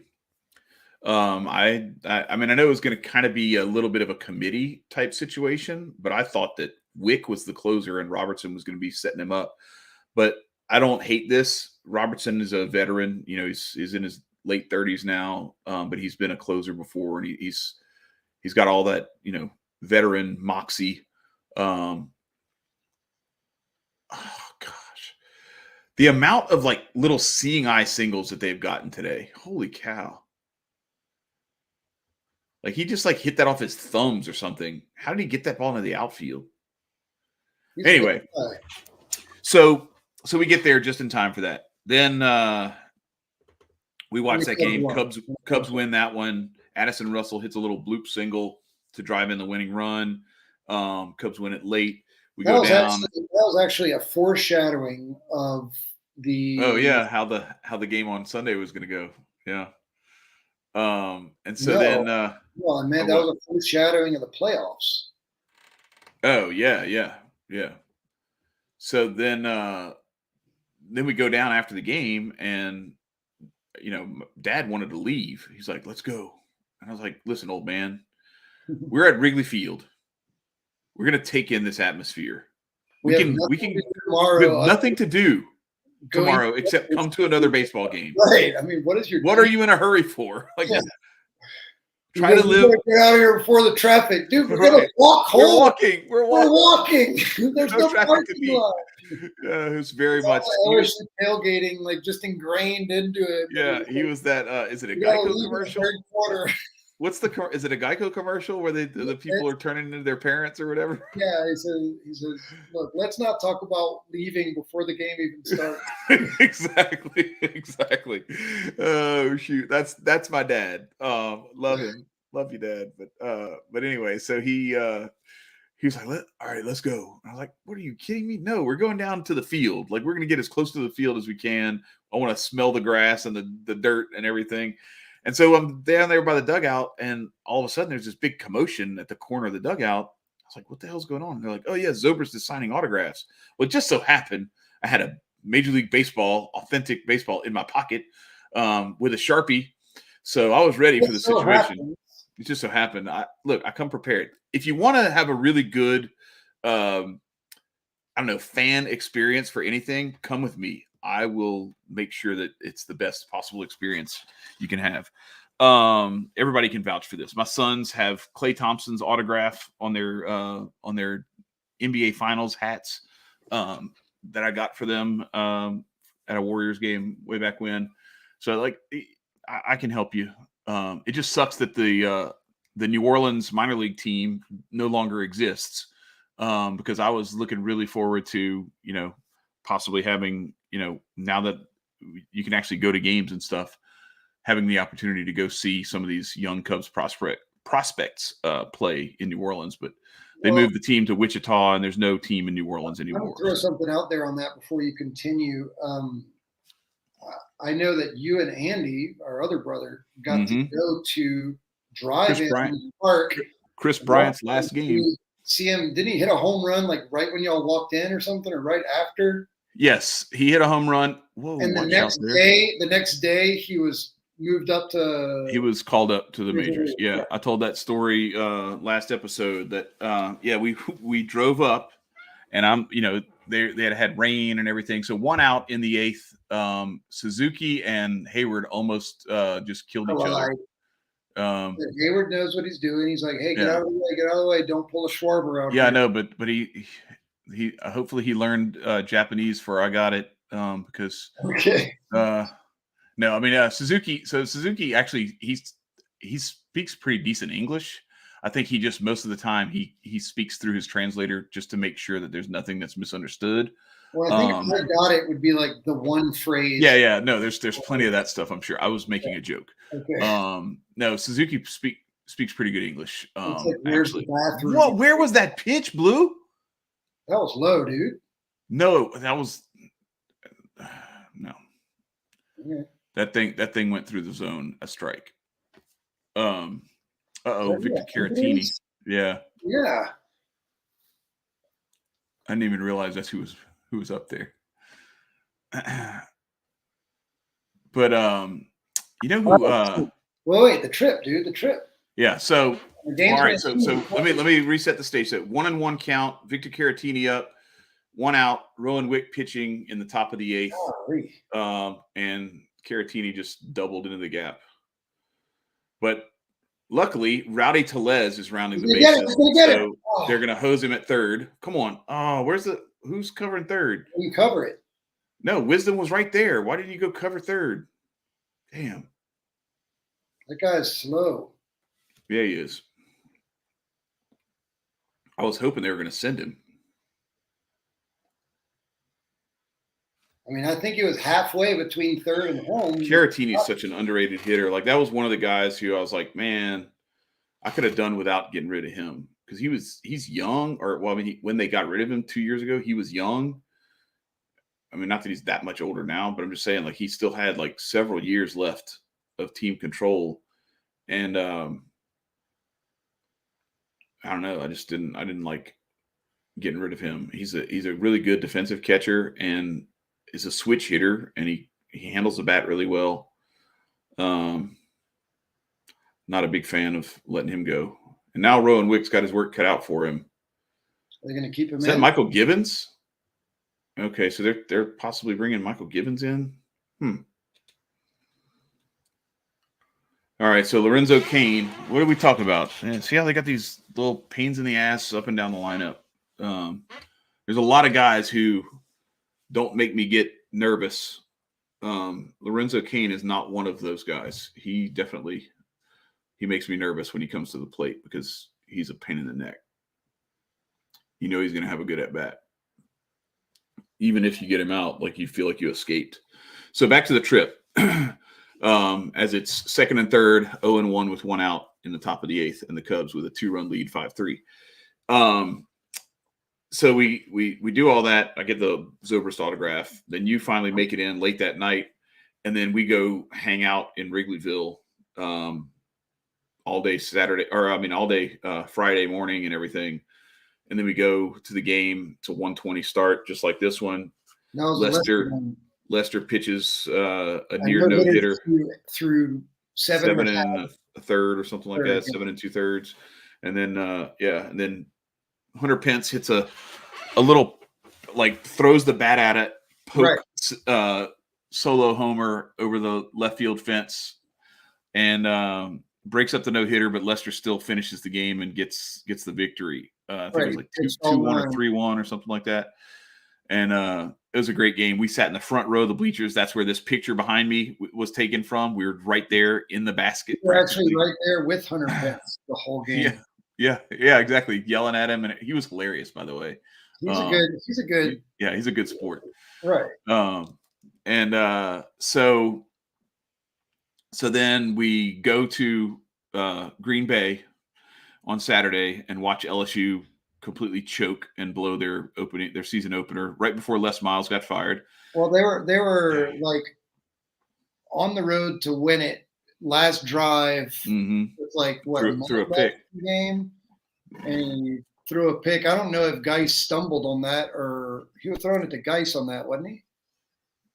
I thought so. I don't know. He was throwing it to a receiver, I thought. Well, anyway, whatever. That was terrible. That was like humiliating. Yeah. And meanwhile, Madison Bumgarner was beating Jake Arrieta in a great pitcher's duel at Wrigley. We missed that. So it was like, it didn't matter which venue we went to, it was going to be ugly. Uh-oh. Okay, good. All right. So this is not terrible. Like, they got to run home, but you kept Caratini at second, which is big. And now there's 2 outs and a runner at second in a 5-4 game. Lorenzo Cain just missed giving them the lead. Like that, he just got under that ball. Man. All right, so that was Saturday, and then Sunday was wait. You totally skipped. Oh yeah, that was Friday. Yeah, that was Friday night. That was Friday night. Friday night after the yeah. Okay, so all right. 12 cup of beer, whatever, and I was like, me and Dad have both smoked a lot of cigars in our lives, and well, wait. So let me set it up. Let's get a cigar, and Chad's like, well, I'll get one too. Let's get one. Let's do that. Well, because we thought the Cubs had won Thursday night and Friday, and I was like, look. There's no guarantee that we're going to have like a moment to celebrate the rest of the time we're here. Like they could lose, they could both lose tomorrow. The Cubs could lose on Sunday. You know, like it's possible that we'll be smoking some consolation cigars of some sort.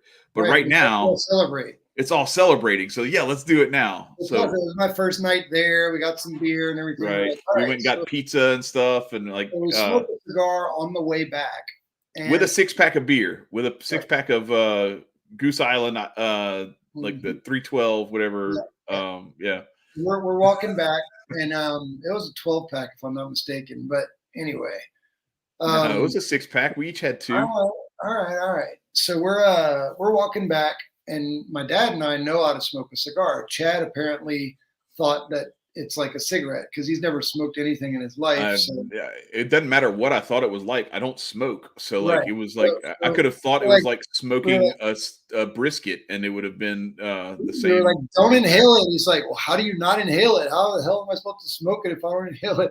So I don't know how much of it he inhaled, but he basically pulled a Pinocchio on us.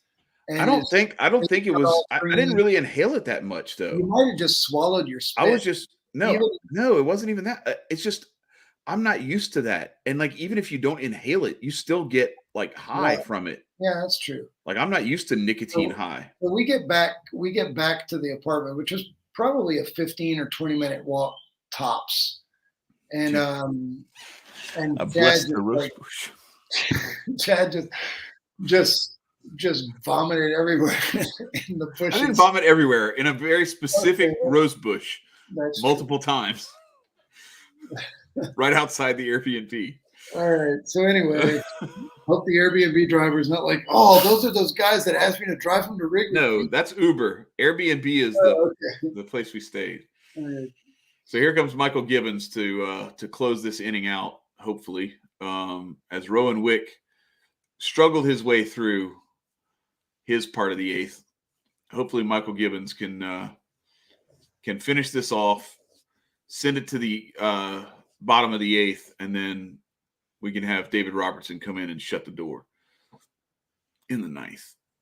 And hopefully we can open up a little bit bigger lead in the bottom of the eighth.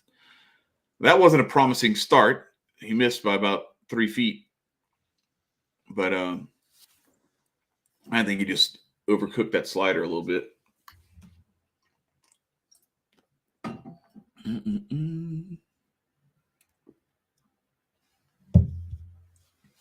Another one. Hang on just a second. Okay.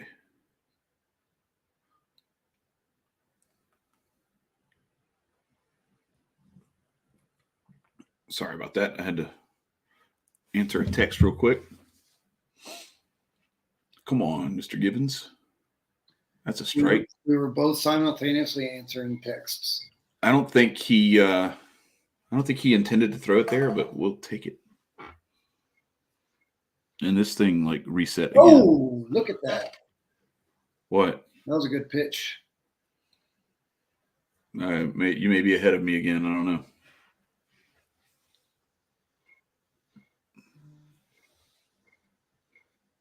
Yeah, I think you are. I can wait again. It's all right. Yeah. I'm really bad with reactions. All right. Yeah, you are. You're terrible. Batter standing facing me. Okay.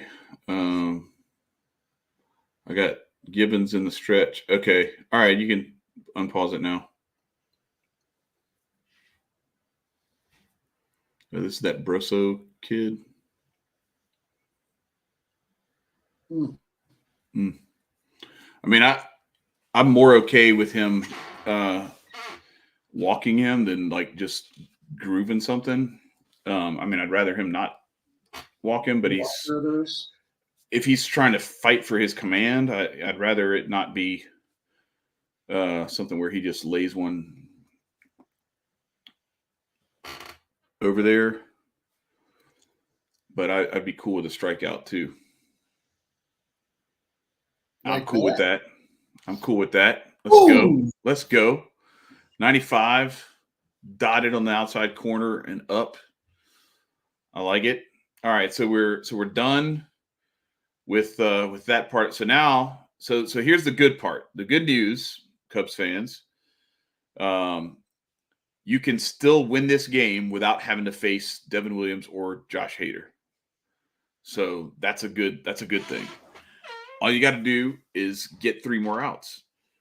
And in the meantime, and not give up against somebody other than Devin Williams or Josh Hader, you can add a couple of runs on here in the bottom of the 8th. That would be pretty cool too. So you never know. They might throw something in with a 1-run difference, and they've been scoring in every inning. Nope. You don't think? Nope. Hey, nope. No, you're not throwing those guys out there down a run in game 1 of the season. I'm gonna have to leave in like 10 minutes. So That's fine. That's fine. It's not fine for me. I might be able to hop in on my phone. That'd be fine too. You got it on your you got the link there, right? Yeah. It's the same thing. You just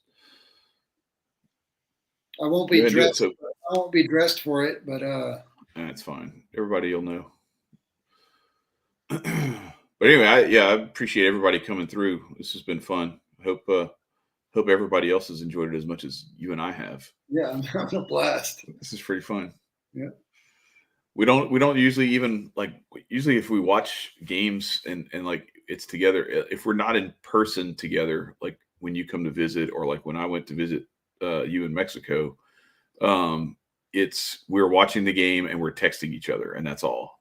Right. But it's very rare that we're like sitting there talking to each other and watching each other's facial reactions and everything while it's going on. All right, so now's the time to bring it home with after I vomited in the rose bush. We went to the LSU game and they lost, and meanwhile the Cubs were losing to Madison Bumgarner and the Giants at Wrigley. Then we go on Sunday. I had already set it up. I had months in advance. I had bought the tickets for the Wrigley rooftops, and we had bought extra because we thought we were going to have more people coming with us. We thought Andy was going to come. We thought a friend was going to come with us and everything, and we ended up having to sell those. So I ended up getting pretty decent money for them, all things considered. That it was last minute and all. And and here's Seiya Suzuki getting another appearance. Cousins still in there pitching, so that's good. We get another Suzuki at bat. Maybe he'll go deep this time. All right, this means that he was on base all 3 at bats. Yep. And plate appearances, but yes.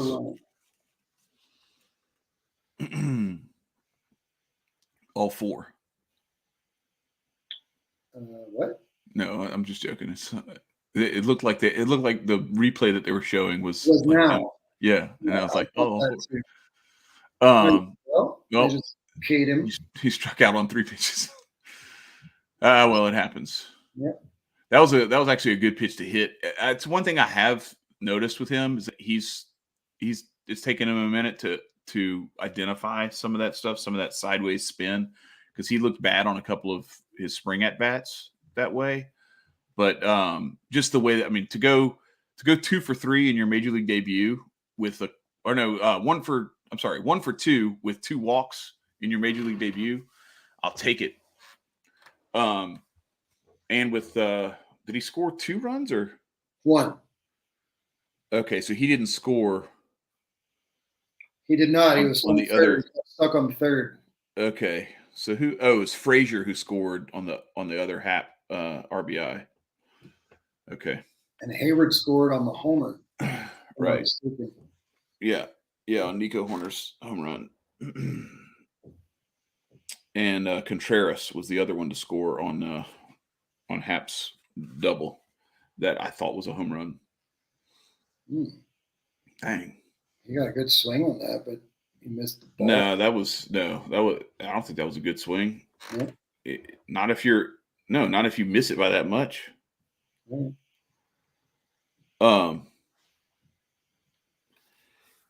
So anyway, so we go to the Wrigley rooftops. I sell the other 2 tickets that we didn't need. And the Wrigley rooftops, if you're ever in Wrigley and you have a chance to do it. I have to highly recommend it because it's like $100. It may be more than that now, but it was like I think it was like $104 a piece or something like that. Yeah, I paid for it. It was $104 a piece, and it was all you can eat and drink the whole time. And they had like steak and yeah, it was like they had multiple different things that you could choose from to eat. Beer and the beer, the beer on tap was free. I mean, free. It was included. I mean, if you they had wine. If you go in the stadium, you're paying $9 or $10 or $13 for a beer. Right. Then you're going to hit that ticket price exactly within 10 minutes after walking in the door. Yeah, and the other thing is too, the one good part about it was, although they stopped serving alcohol after the 7th inning, like they do in all major league venues, it sucked that it went 13 innings because we couldn't drink anymore. And so we had to just sit there for 6 additional innings with you could only drink like soft drinks and stuff like that, but they were still serving food. Yeah. And so we got to keep eating because it was a long day. That was like a 5-hour game. Dinner, yeah.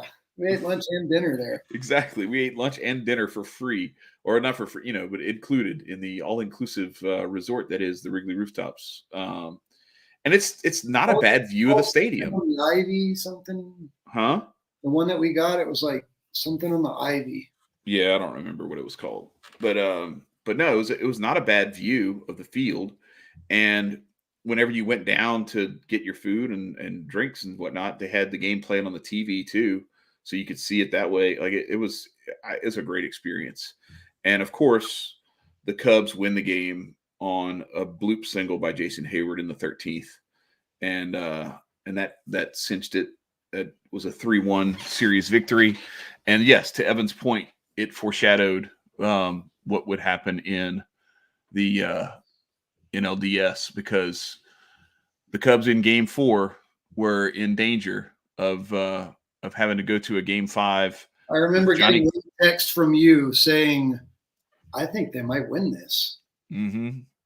They were when we turned by 5. They were still down by 5 in like what the? No, we were down by 3. We were only down by 3, but still, it was like we're down by 3. We turn a double play to end the inning, and I was like, I think we still might win this, and that was like in the 8th, wasn't it? Yeah, I think it was. Yeah, I think it was the 8th. When they got the rally, I think it was in the 8th. And they just put it together and got it done. That series was beautiful.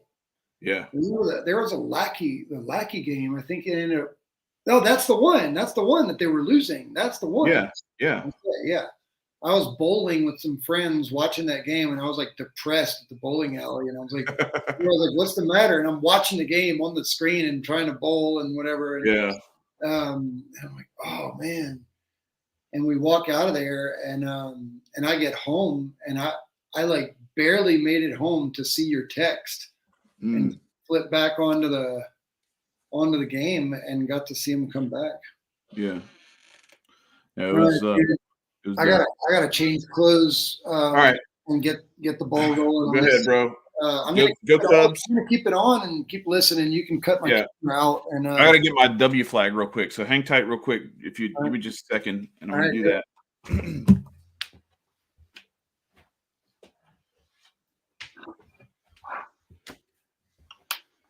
I'm not gonna unfold it. I'm just gonna have it near me.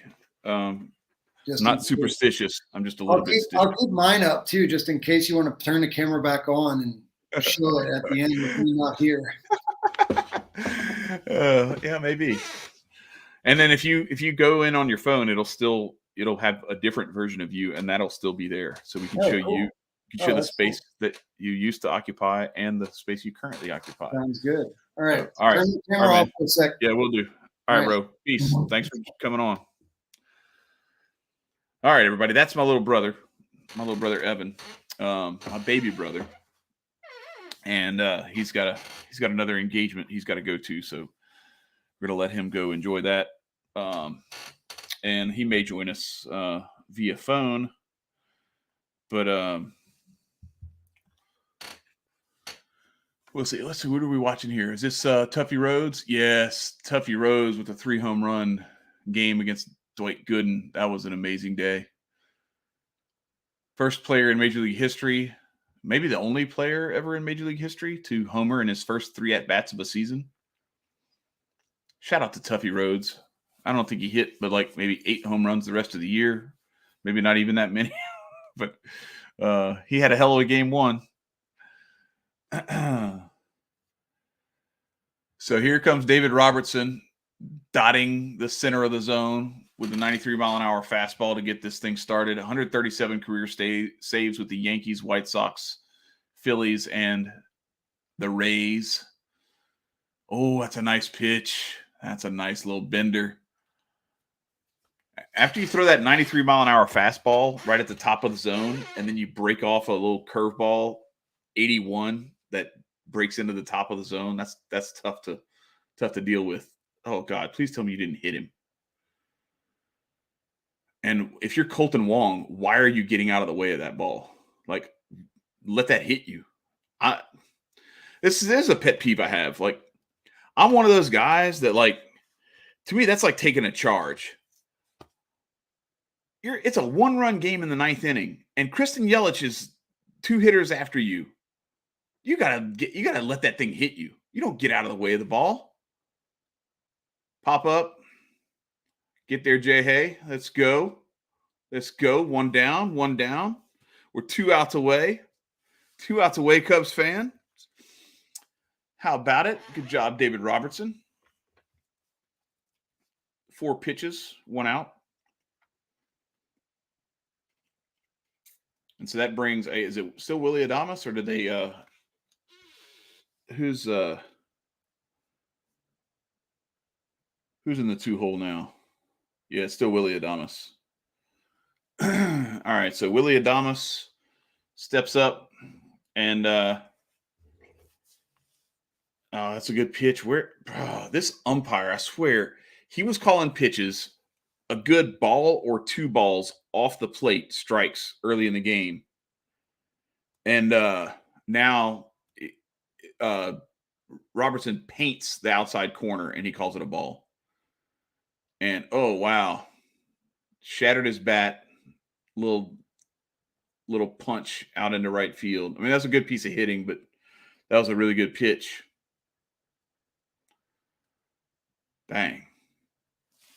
That's tough. That's just a tough break.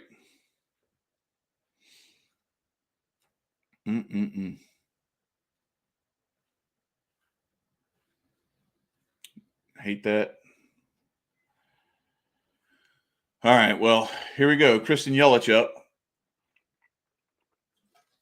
What was I saying earlier? He always seems to come up and like he's 0 for 2 with a walk and a sac fly. Now he did do a little bit of damage earlier. He did get an RBI on that sac fly because Ian Happ didn't play it very well, but nonetheless, so he's done a little bit of damage. So I can't say he's done nothing all game long, but it's like, man, why we got to face this guy in this situation? Why does it seem like it's always him when the game's on the line? Like every time, how does he just find his way to the batter's box when it's the game's in the balance? Uncanny. Where is that pitch, Blue? Oh, this is where you get to start to see me, the fan in me coming out. I get a little testy sometimes, especially with bad umpires. I mean, it was off the plate, but I'm just saying, like, he was calling that stuff strikes all game long. That was a nice little breaking ball. Yelich was out in front of it.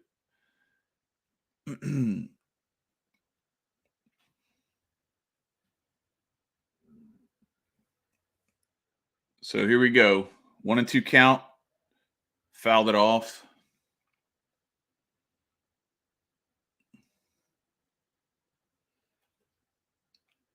Got a lady shaking up and down with her baby in the stands.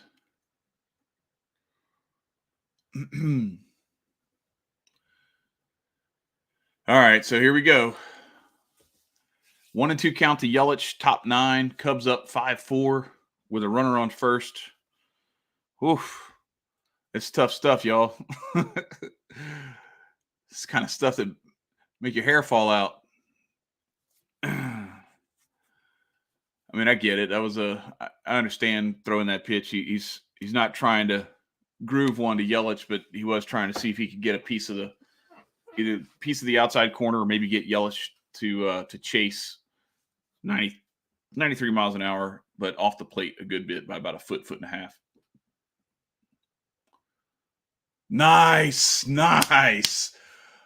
little bender. That was a great setup. So he set him up with that fastball, 93, just off the outside corner, and then he finished it off with a nice breaking ball that dipped down into the dirt.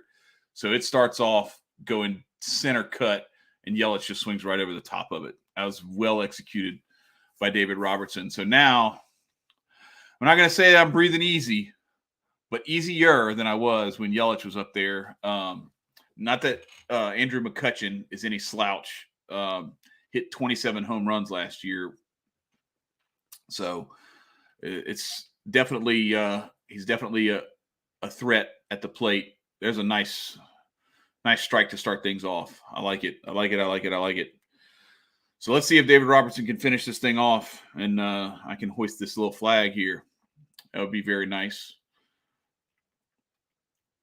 Appreciate everybody for coming through. This has been a fun day. Let's ground ball, shortstop. Let's go. Let's go. Hey, hey, hey, hey, hey, hey.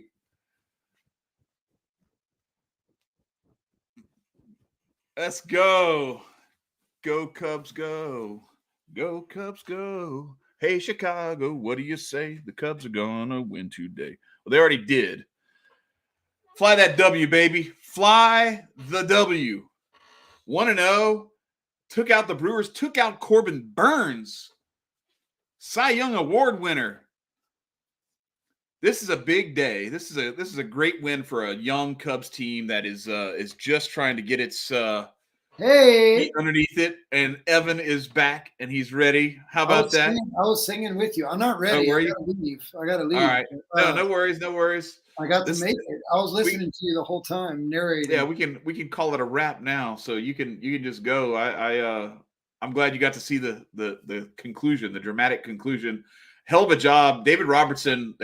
Yeah, I think the Cubs found their closer, so I think we're good. All right, bro. Peace. Enjoy. Guys. Love you, man. All right, man. Peace. All right, peace. So that's it. Cubs win. Cubs win. Cubs win. 1-0. It's all up. It's all optimism from here, right? The optimism reigns supreme the whole offseason because there's nothing but optimistic possibilities when you don't know what the season's going to hold. But it always helps to start off with a big victory, especially against the team that is favored to win the division and a division rival in the Milwaukee Brewers. I wouldn't have said the Milwaukee Brewers were a division rival before probably 3 years ago. But thanks to Cole Hamels for reminding the Brewers that they exist and kind of pissing them off, now we have a rivalry with the Brewers. But anyway, love it. Cubs win, Cubs win, Cubs win. Fly the W. And we are going to one more time drop the epic video intro. It's going to be the outro now. Thank y'all all for joining us. This is the Wrigleyville South podcast. I'm Chad, and I appreciate y'all for coming in. Don't forget to subscribe, to like, and to share. Share this with all your Cubs fans, friends, and get them to subscribe too. Sign up for the notifications. Fly the W. Wrigleyville South podcast out of here. Peace. Love y'all.